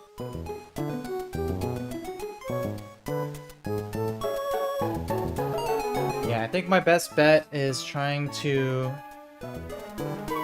go for the KO with Drill Run on Arcanine and take the extreme speed.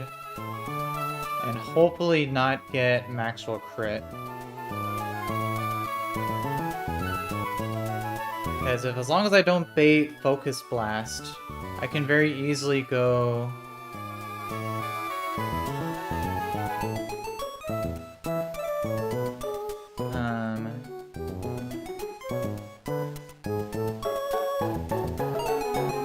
go Choice Band... Excadrill. And then just chain Ampharos and Tyranitar. If I do get max roll crit and risk baiting Focus Blast, I would have to just go Salazzle for the sack and then go for there. I think that's worth it at this point. So let me see, recap here. Your turn on Boom to Crunch KO out-prioritize Grassy Glide. I mean, Sucker Punch KO.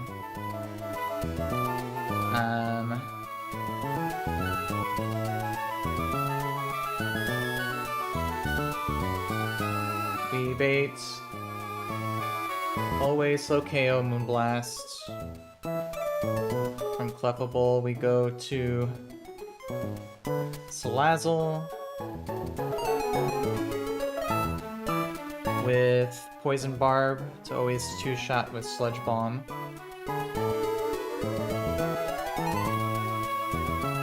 This baits fast KO Inteleon. We go Goodra. Zoomlens Power Whip always KOs. We bait Close Combat Arcanine.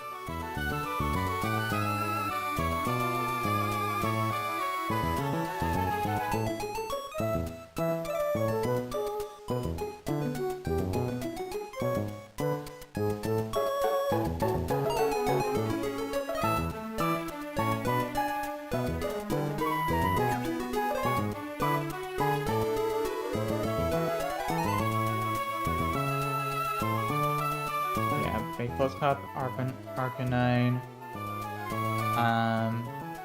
Emergency exit into B-Drill. Hopefully don't get crit. By extreme speed, go for the KO with Drill Run. We show fast KO on Tyranitar, so this always baits Ampharos.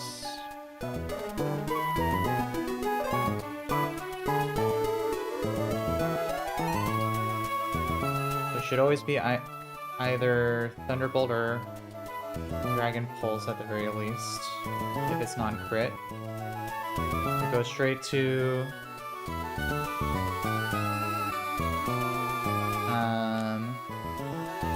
Excadrill, and we could always KO a Choice Band, Ice Burst Power, and Outspeed.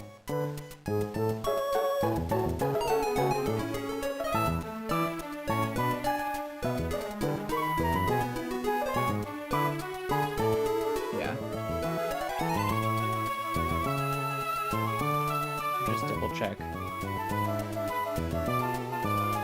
Grassy Glide prior to here.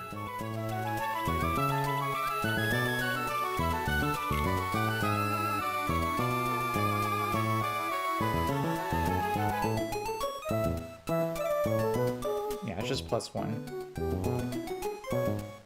So since Urshifu would be faster at the level cap, Sucker Punch would out prioritize and get the KO.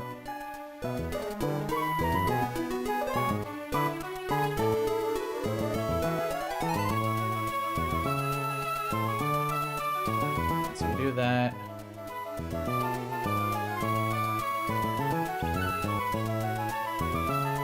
Okay, with Sucker.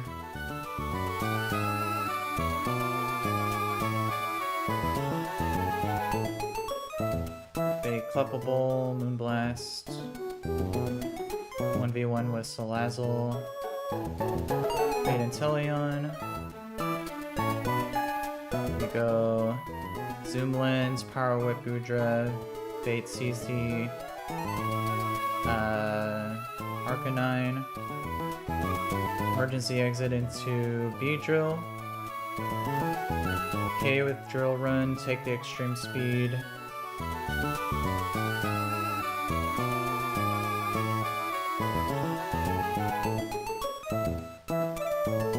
but there's still the chance that Arcanine goes for Flare Blitz instead.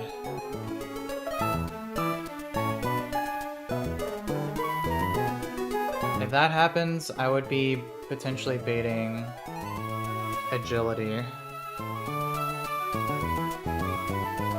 from Ampharos if I'm not showing a KO. That would be... If that happens, I would probably wipe. Because at +2,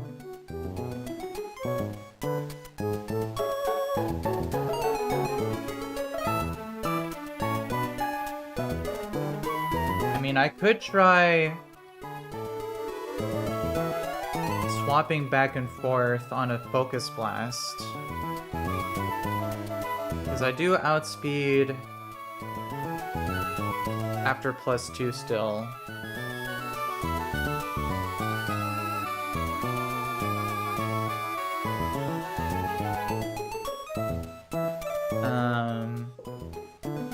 With B-Drill.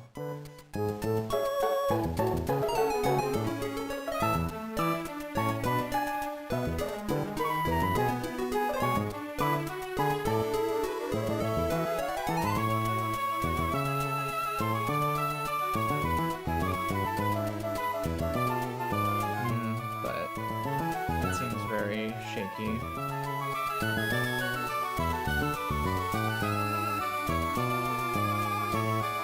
Yeah, if Ampharos sets up +2, he can just wipe my team.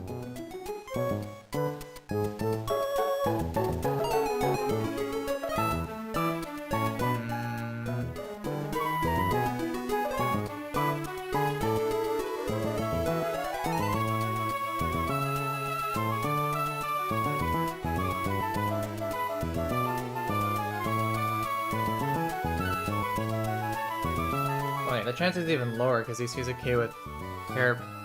He sees 2 KOs, so it's actually only 81% chance. That's not. That's too much risk. I can't risk that.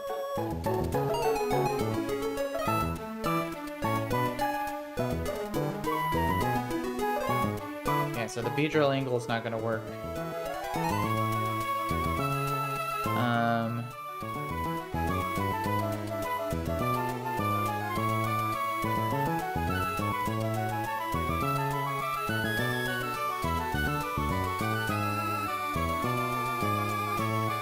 Let's see, I could still go to...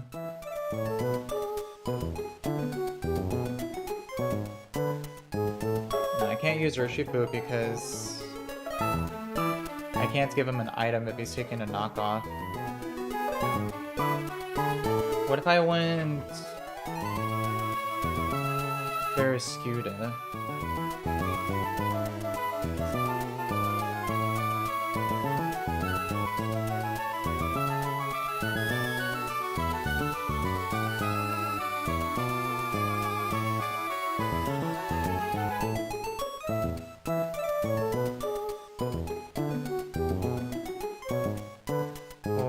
Actually, I think I was also looking at Gyarados. Let's see, where's Gyarados at?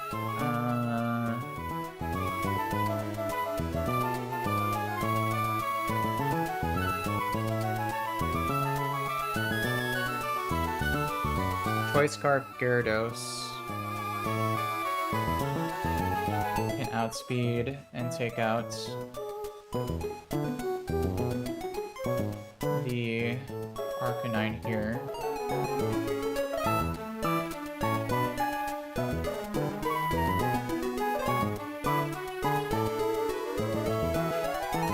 This would bait a slow KO from Tyranitar. As long as I don't get double crit, I won't get Pursued Trapped.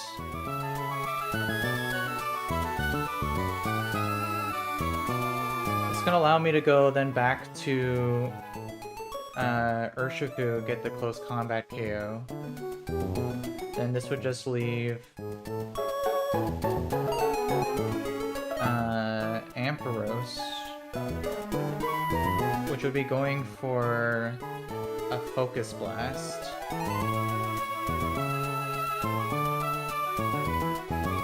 To which I can...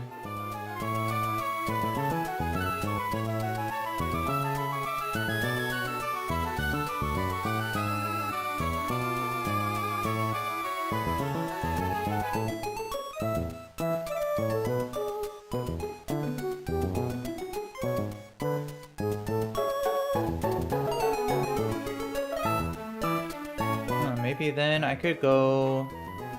I could pre-damage B-Drill to always bait a KO from Ampharos from there, and then I could finish it off with Excadrill. That might work.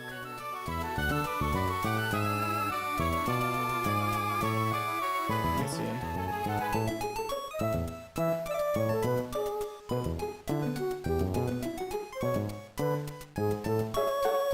Let's see, where's Excadrill at?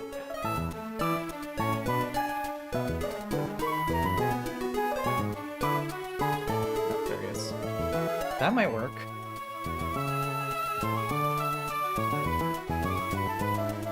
Yeah, because as long as I am baiting a KO. Oh, and then actually... Oh, then that would be perfect, because then Tyranitar would have already come out setting up Sand, which means I don't even need to pre-damage Beedrill, because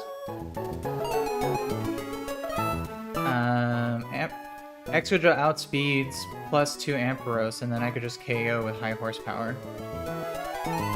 So this actually might work.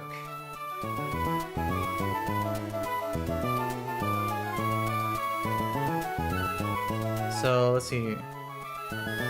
Run this through again. U-turn, Rillaboom, bait knockoff into Urshifu. KO with a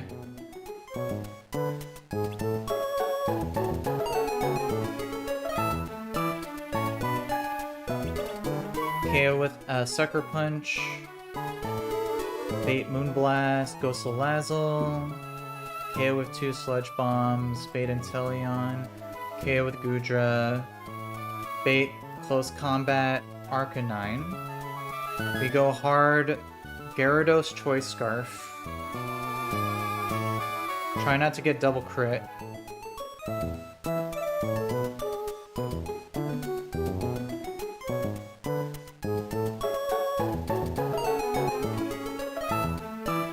Bait Slow KO. Tyranitar.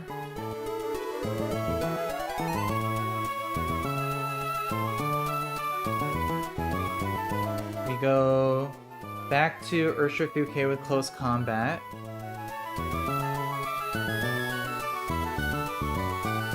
This then just leaves Ampharos.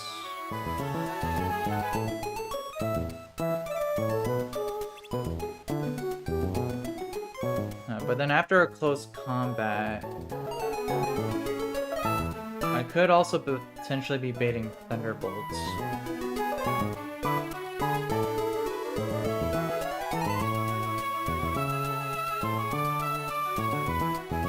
If I take too much damage on Urshifu.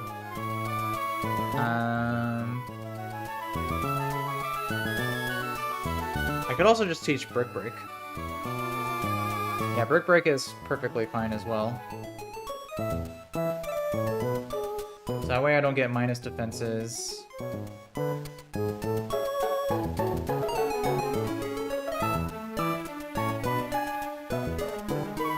Yeah, so then I shouldn't be baiting Thunderbolts. It should always be Focus Blast.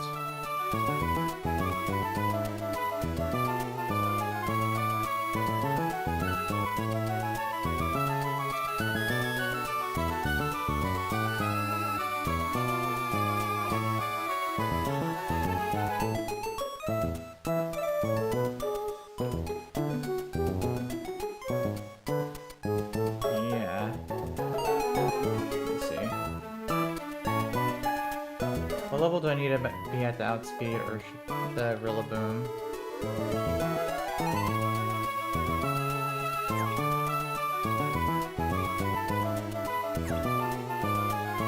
Looks like 94 at least.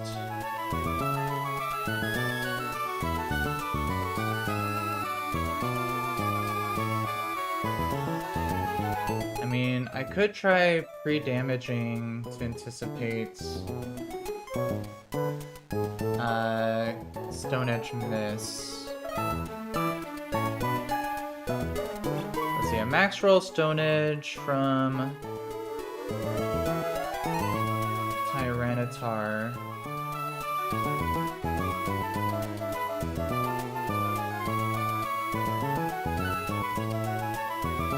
Would deal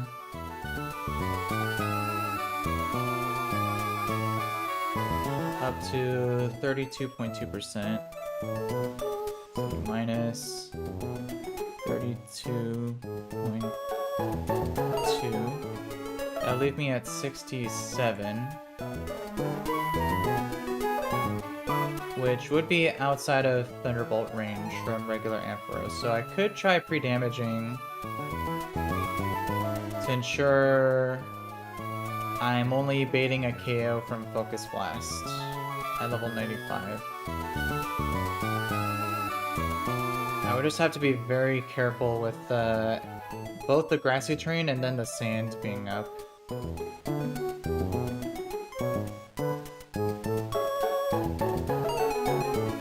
So...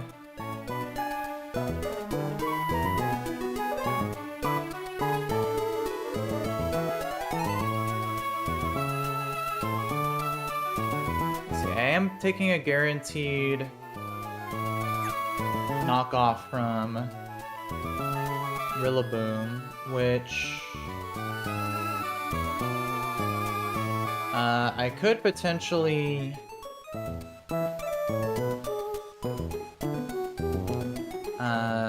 if it crits, would out-heal or out-damage the heal from grassy terrain.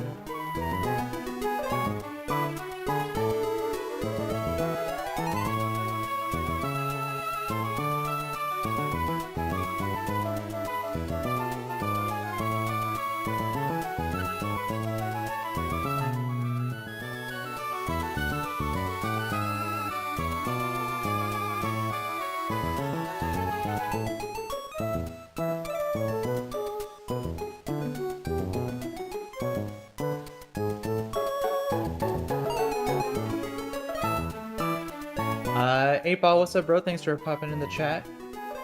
Hope you're enjoying your Friday evening. Appreciate you chatting. So don't mind me, I'm just trying to... I've been at this fight for the past hour now, trying to rack my brain around, trying to beat it. But I think I'm almost there. Let me see.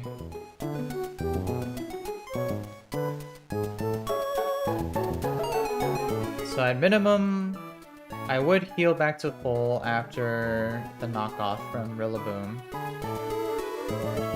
So I don't need to worry about that.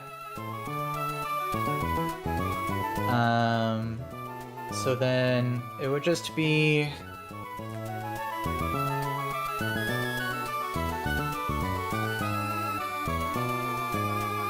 after I swap in Urshifu on Rillaboom, I would be taking 2 turns of grassy terrain heal.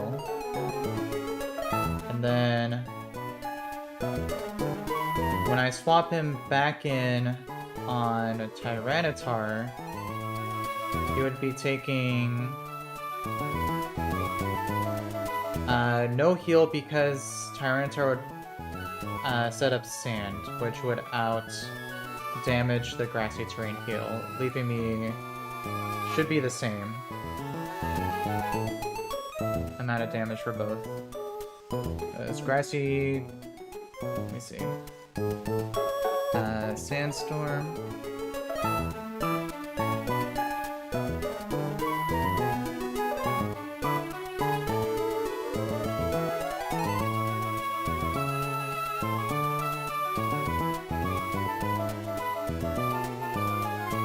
Sandstorm also deals a 16th.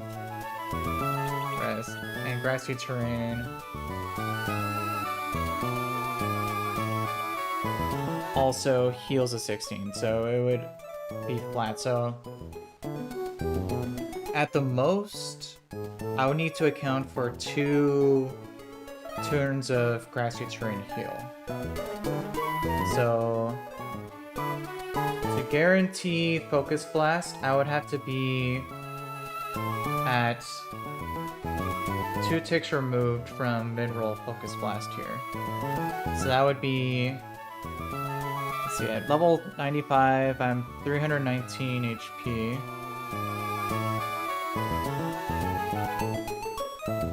16th of that would be...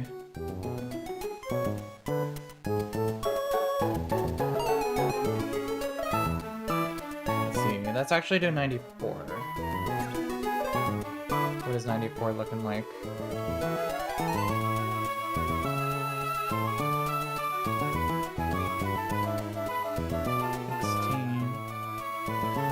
That would be 19 HP of heal. So that would be 282 minus 19 twice. So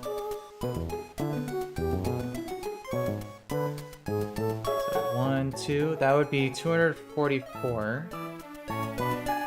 If I took a max roll Stone Edge from Tyranitar at that HP, that would leave me at minus 104, 140 HP, which would be definitely in range of Thunderbolts.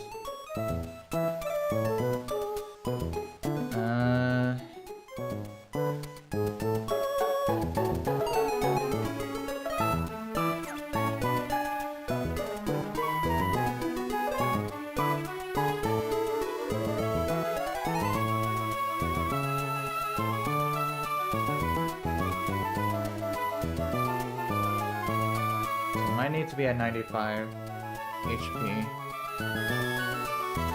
Let's see if I'm at 95.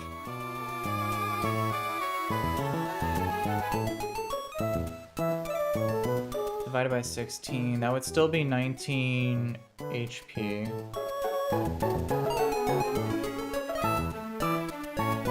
Minimum roll focus blast is at 280 there, so then 280 minus 19 for 2 turns would leave me at 242. Max roll crit crunch at level 25 deals a max of 203. Minus... 103. Which would leave me at 139 HP.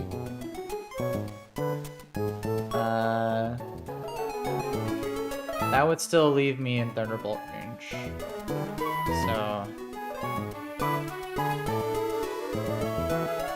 So I think there's 2 conditions that would make me have to sack Salazzle here. It'd be if I also got I got a crit from the Stone Edge.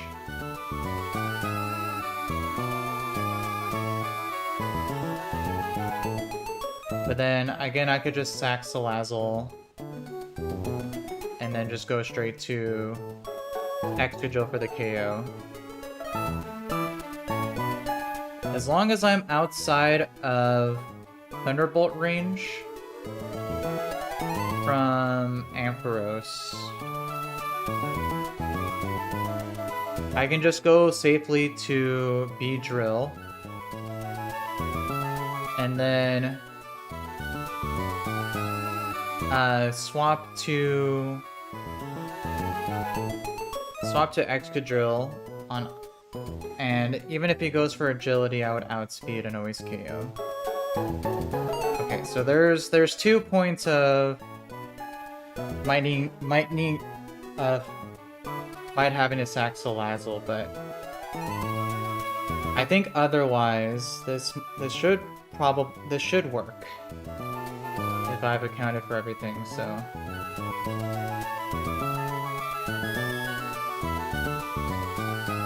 Let me just review one more time. U-turn, Rillaboom lead, Bait knockoff into Urshifu. Outspeed KO with Sucker Punch, Bait Moonblast, 1v1 with Salazzle, Bait Inteleon, 1v1 with Goodra, Bait Close Combat, Go Hard, Gyarados. Gyarados could also die if I get double crit, and potentially get Pursuit Trapped. But most likely I would be baiting either Stone Edge, maybe Crunch. We go hard into Urshifu, KO with Brick Break. And then hopefully be outside of Thunderbolt range from regular Ampharos. To then go Beedrill into Excadrill for the KO. Alright, I think this is good. Let's set this up here. A little scary, but I think we have it. So we got... We're gonna lead Beedrill. We need Urshifu. We need...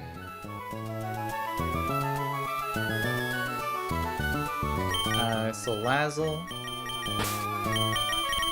We need...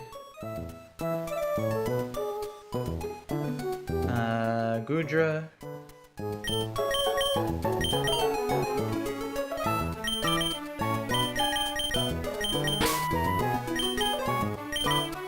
Keeping Excadrill, and we need...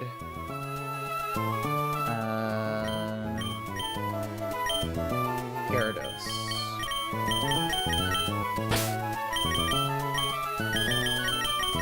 Alright.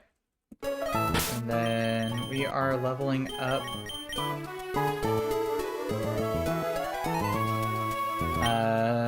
Urshifu to the level cap. We're gonna level Goodra to the level cap. And Salazzle to the level cap. And we'll give her a Poison Barb.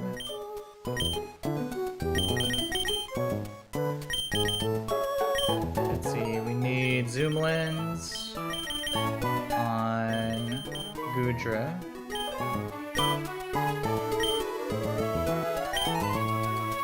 No item on Urshifu.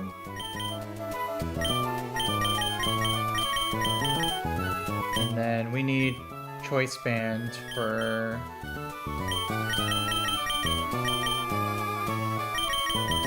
Excadrill. So let me update those levels in the calc.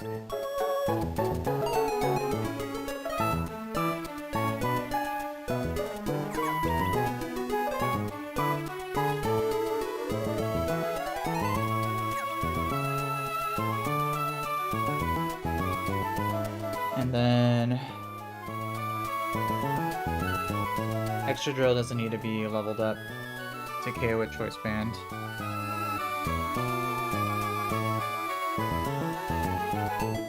So we could just leave him there. Alright. And then we need to teach Brick Break to Urshifu. So let's go do that. Oh, any of these guys can fly.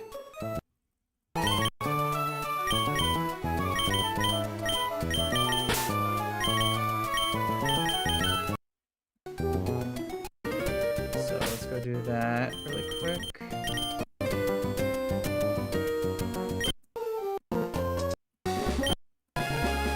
Quick break. Teach that to Urshifu. Over Aerial Ace. Alright, and then do I have the... Let's see. Do we have the Choice Scarf? No,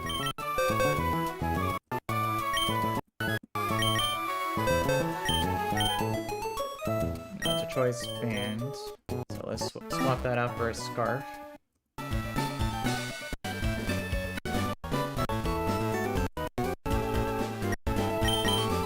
Choice Scarf, good.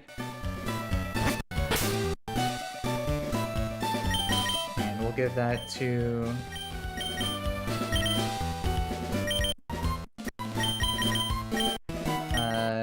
Gyarados.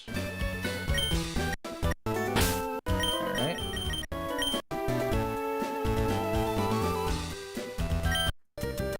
So go back. And get back Excadrill.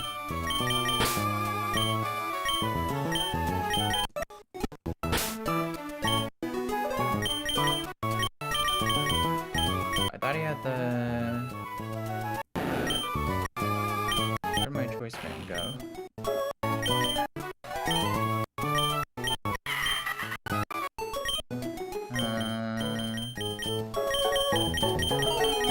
Where's my other choice item? Oh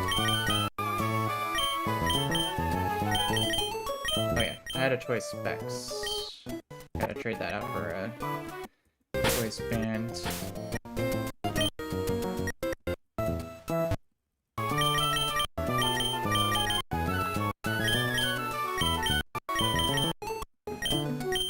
Alright, so we gotta go back at that.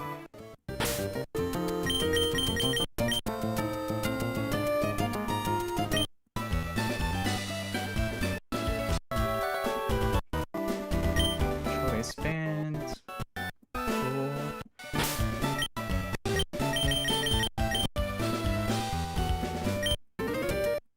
Alright, and then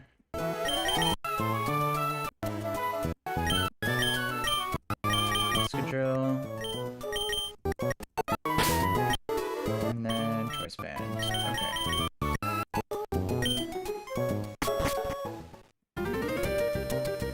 Okay. And then I need a slightly pre-damage.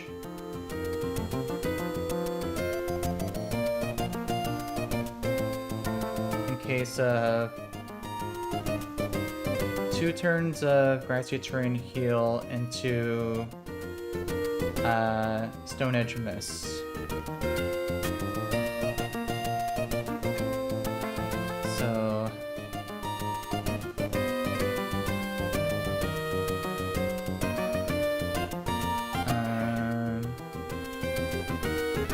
that would be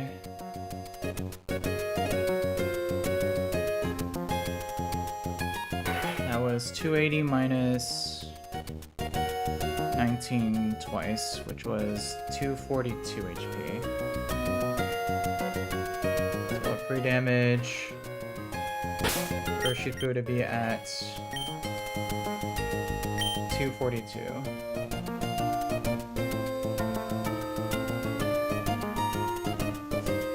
Let's see. Oh, actually,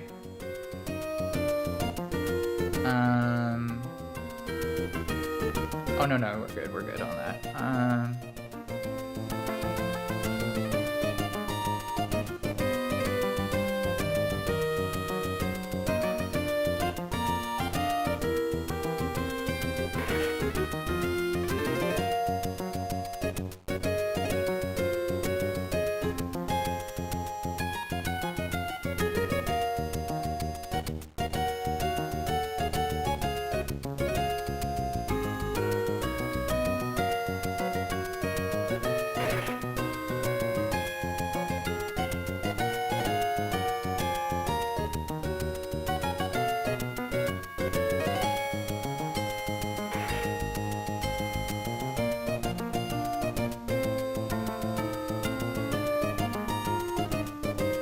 Could also account for the knockoff hits.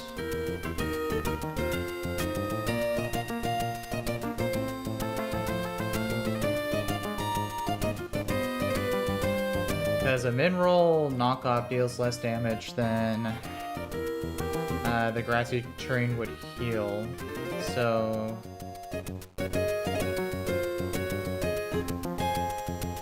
that means I would also have to account for that too, so I would have to also minus 13.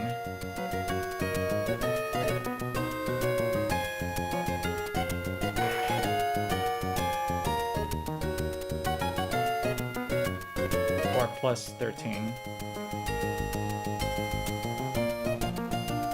right? Plus 13 since I would be taking that damage.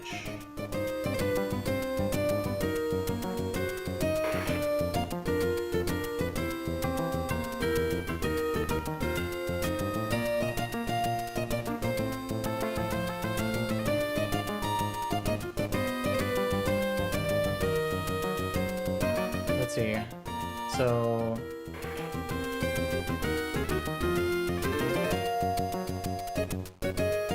yeah, I would have to add it because to end up at 280, I have to account for healing twice from grassy terrain. But then I also can account for the knockoff damage taken. So that would allow for just a little bit more wiggle room. So we can go 280 minus 19 minus 19 plus 13. So I could pre-damage to looks like 255 on Urshifu.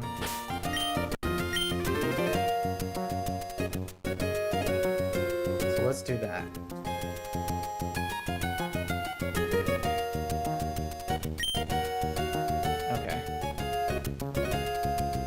That should account for the min-roll knockoff damage into 2 turns of grassy terrain heal. And I should always be left at most 280 HP, which, once I swap Urshifu in on Tyranitar, if I don't get hit by Stone Edge, the grassy terrain and sandstorm would cancel each other out, which means I wouldn't be gaining or losing HP. So I should be left right at 280 from this.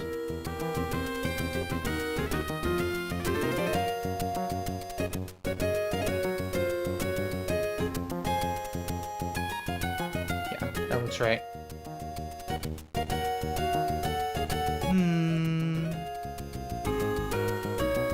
It should be 19. 319 divided by 6 divided by 16 is very close to 20, but not quite. It's 19.9, so it should always round down to 19. If not, then that could be an issue, but this should be fine. So Mega Beedrill, no item, Urshifu, Poison Barb, Zoomland, Choice Scarf, Choice Band. Alright, I think this should work.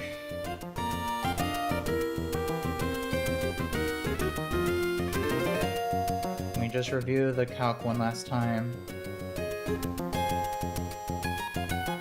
So we start with U-turn from Beedrill into Sucker Punch, KO with Urshifu, Noise Bait,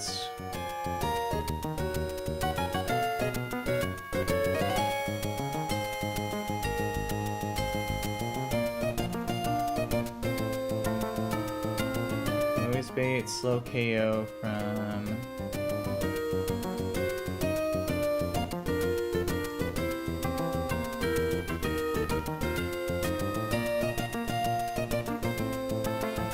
if I get Maxwell crit knockoff, that'd be 255 minus 23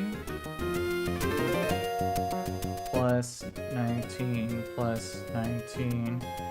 I would be at lowest 270, which is outside of ranges of both Arcanine and Inteleon. So it's always Moonblast KO on Urshifu, 1v1 with Salazzle, Fate Inteleon, We go Gudra, K with Power Whip. Fate Close Combat. We go hard. Gyarados, Choice Scarf.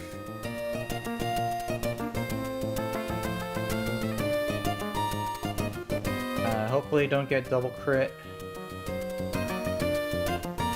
Fate Slow Kill from Tyranitar. Swap back to Urshifuke with Brick Break. Fate, hopefully only Focus Blast from Ampharos. That allows us to go Beedrill on a Focus Blast to then swap into Excadrill for Choice Band KO. Even if he goes for Agility. Okay. Alright, I think this is good. Let's get this fight done, and then I will call it there, because this was a really long cook.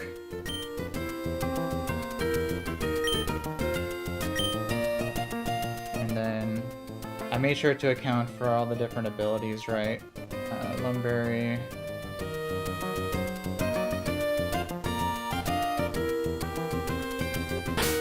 And let's see. He has Waterfall, right? Yep. Choice Scarf. Minimum attack. But still one-shots the Arcanine.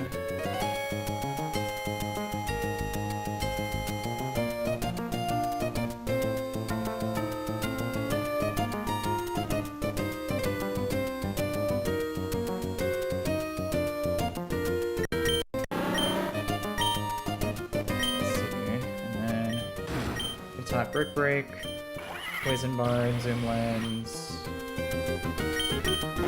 Choice Scarf, Expand.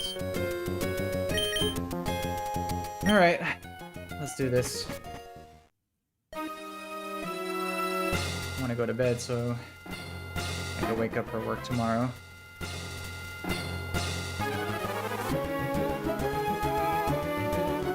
So we went this way, we went up here. We beat you, so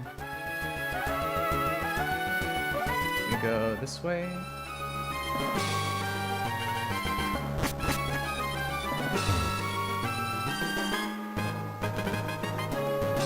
And he's right there. Okay. So let's save. Check my item situation.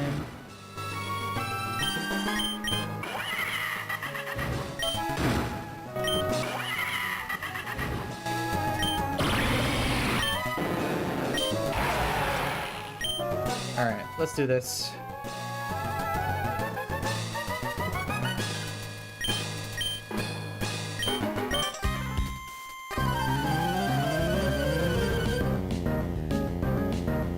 Alright.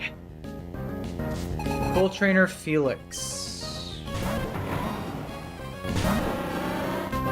So this guy leads a Rillaboom, so it sets up grassy terrain for the entirety of this fight. And he has a pretty tricky team around this. This is not a riskless line. I am potentially, if I get really unlucky, having to sack Salazzle. But hopefully we don't need to do that. Right now, Rillaboom does have Grassy Glide, but as a regular Beedrill, he is faster and sees highest damage with Knockoff. And he's also holding a Focus Sash, so what I'm going to do is I will Mega Evolve, making me faster, and break the Sash with a U-turn.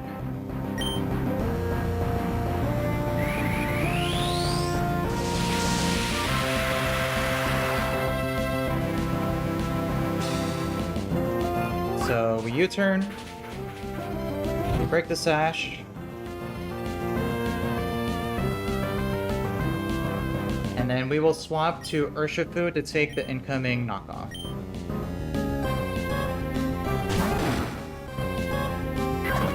There we go. So we take that, And we are pre-damaged to a very specific HP for baiting purposes later. But now, because it sees that I will KO, it's going to go for Grassy Glide, which is +1 priority in grassy terrain. But Sucker Punch is also +1, so because I am faster, Sucker Punch would still out-prioritize and take the Rillaboom out from here.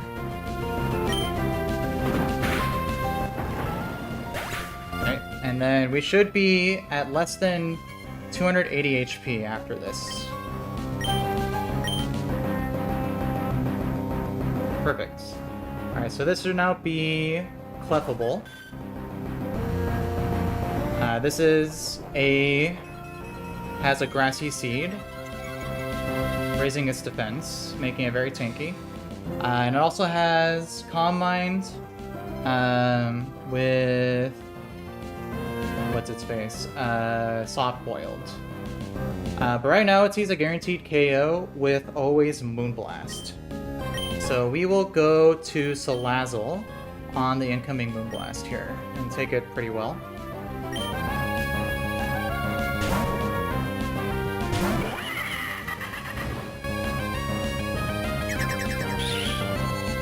So there's Moonblast. Alright, perfect. And at the level cap, even if we had gone a special attack drop from that Moonblast, with a Poison Barb, 2 Sludge Bombs will always outspeed and 2-shot as he goes for a Flamethrower.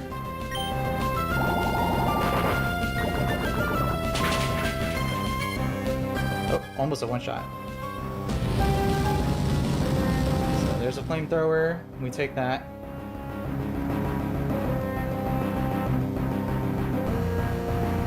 And then we KO with Sludge Bomb. Alright, so Clefable goes down. This should always be baiting in Inteleon next. Perfect. Alright, and this is Sniper Inteleon with Snipe Shot and Flying Gem boosted Acrobatics. So, critical hits deal crazy damage, but my Hisuian Gudra with Battle Armor just straight up 1v1s, preventing sniper crits. So we will swap into her, or into him on a Snipe Shot here.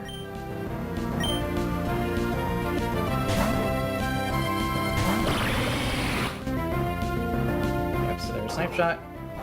We eat that. And then we will now, with a Zoom Lens, since we are slower, this will make Power Whip guaranteed accurate, and we can just one-shot with it as we take in Acrobatics.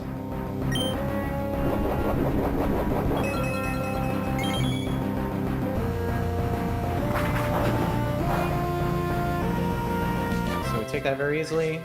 Power Whip always one-shots. Alright, so now Inteleon goes down, which should now bait in the first Mon that is faster and out damages me, which should always be Hisuian Arcanine. So we should see Arcanine here. Perfect. So Arcanine comes in, and it sees that its highest damage on my Gudra is Close Combat.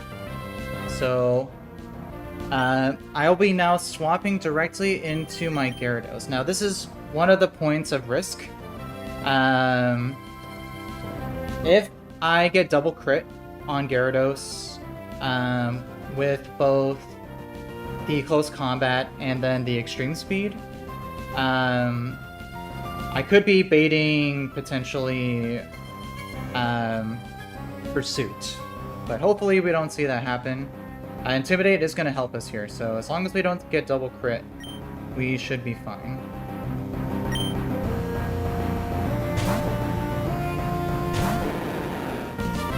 So we Intimidate. We should see Close Combat. Perfect. Alright, good. So I think now we're perfectly fine. So now, with the Choice Scarf, we are faster than this Arcanine, and we can always one-shot with Waterfall as he goes for an extreme speed.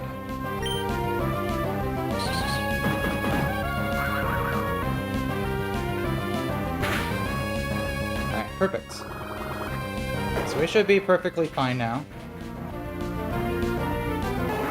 At least at this point. There's another point of risk later. So now this should always be Tyranitar. Perfect. And this is going to set up Sandstorm now. So with the Sandstorm on top of the Grassy Terrain, that's now going to counteract each other. So we'll no longer be getting heals from the Grassy Terrain, which is what I also accounted for here. At this HP, Tyranitar, and this thing was really scary because it's got Dark Gem Pursuit, which it could set up. But right now it sees that it can guarantee KO me with, looks like we're at 204. He can KO with me with either Crunch or Stone Edge. He does also have Stealth Rocks, which you could also go for, which wouldn't be ideal. The most ideal would be Stone Edge Miss, because I can't. For me to not have to risk a sack on this fight, I need to take as little damage from my Urshifu as possible.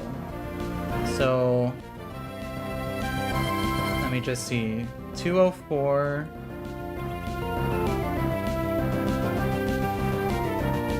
Yeah, this HP, it's most likely gonna be yeah, 72% Stone Edge, small chance of Crunch, small chance of Stealth Rock. So from here, I'm going to swap back to my Urshifu. And again, the most ideal thing that would happen here is Stone Edge Miss. And ideally no Stealth Rock, so we'll go back to Urshifu here.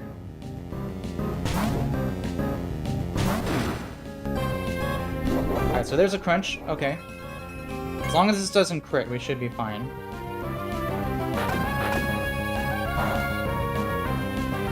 Okay, I think we're good, then. Yeah, because now Sandstorm is going to buff us, but then Grassy Turn will bring us back. So we're now no longer gaining or losing HP. And I think, let's see, 243. That is...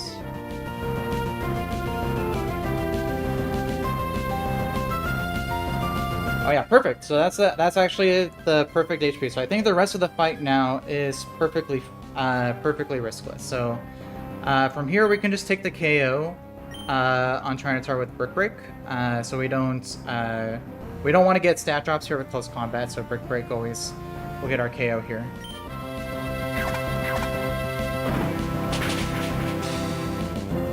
Oh, we got the critical hit there. Alright, so Tyranitar goes down. Sandstorm's still up. And then this leaves the last demon for this team, which is going to be a Mega Ampharos. And this thing is demon because it has agility. And Ampharos is naturally very slow. So if you don't show a guaranteed KO from it, it is very likely to set up agility and outspeed you. But in this position, because of the pre-damage I did, regular Ampharos, before Mega Evolving, because it's not a Mega yet, only sees a KO on my Urshifu with Focus Blast. And it is guaranteed, because, let's see, 243. Yeah, min-roll Focus Blast was 280. So basically the risky part that could have happened, if I had gone crit from the Stone Edge from Tyranitar. I could have been in range and KO range of Thunderbolt from this Ampharos, which meant that I would have to sack my Salazzle, because from this point, I am going to swap to my Mega Beedrill, because it's guaranteed Focus Blast. If I had overlapping rolls with Thunderbolt, I would not be able to swap into my Beedrill. I would have to just sack my Salazzle. But from here, we're perfectly fine. We're gonna go Beedrill.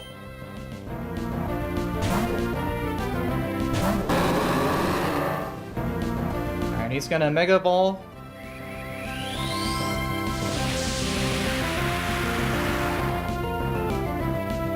And we should see Focus Blast. Perfect. And we'll take this pretty well.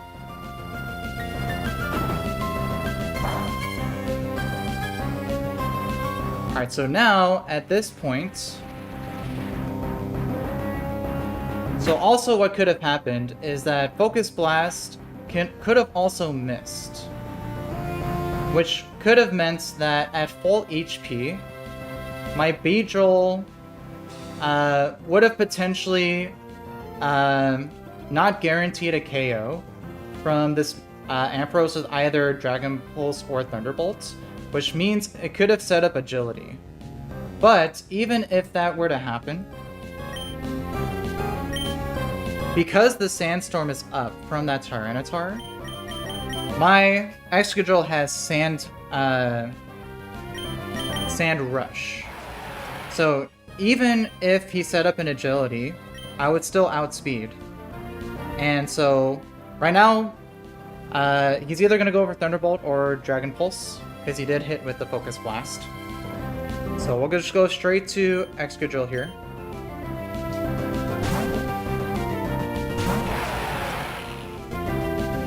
Yep, there's a Thunderbolt. Perfect.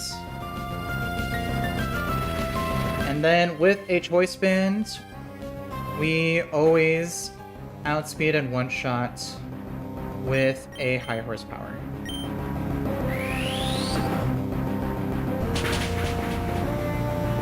Alright, and there we go. Pretty scary fight, but we cooked it up. Alright. I'm very satisfied that we figured that out.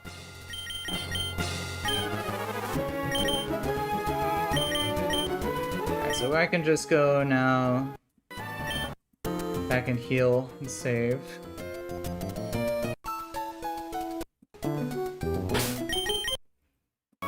Alrighty, and that took a long time, so I'm gonna go ahead and call it there for tonight.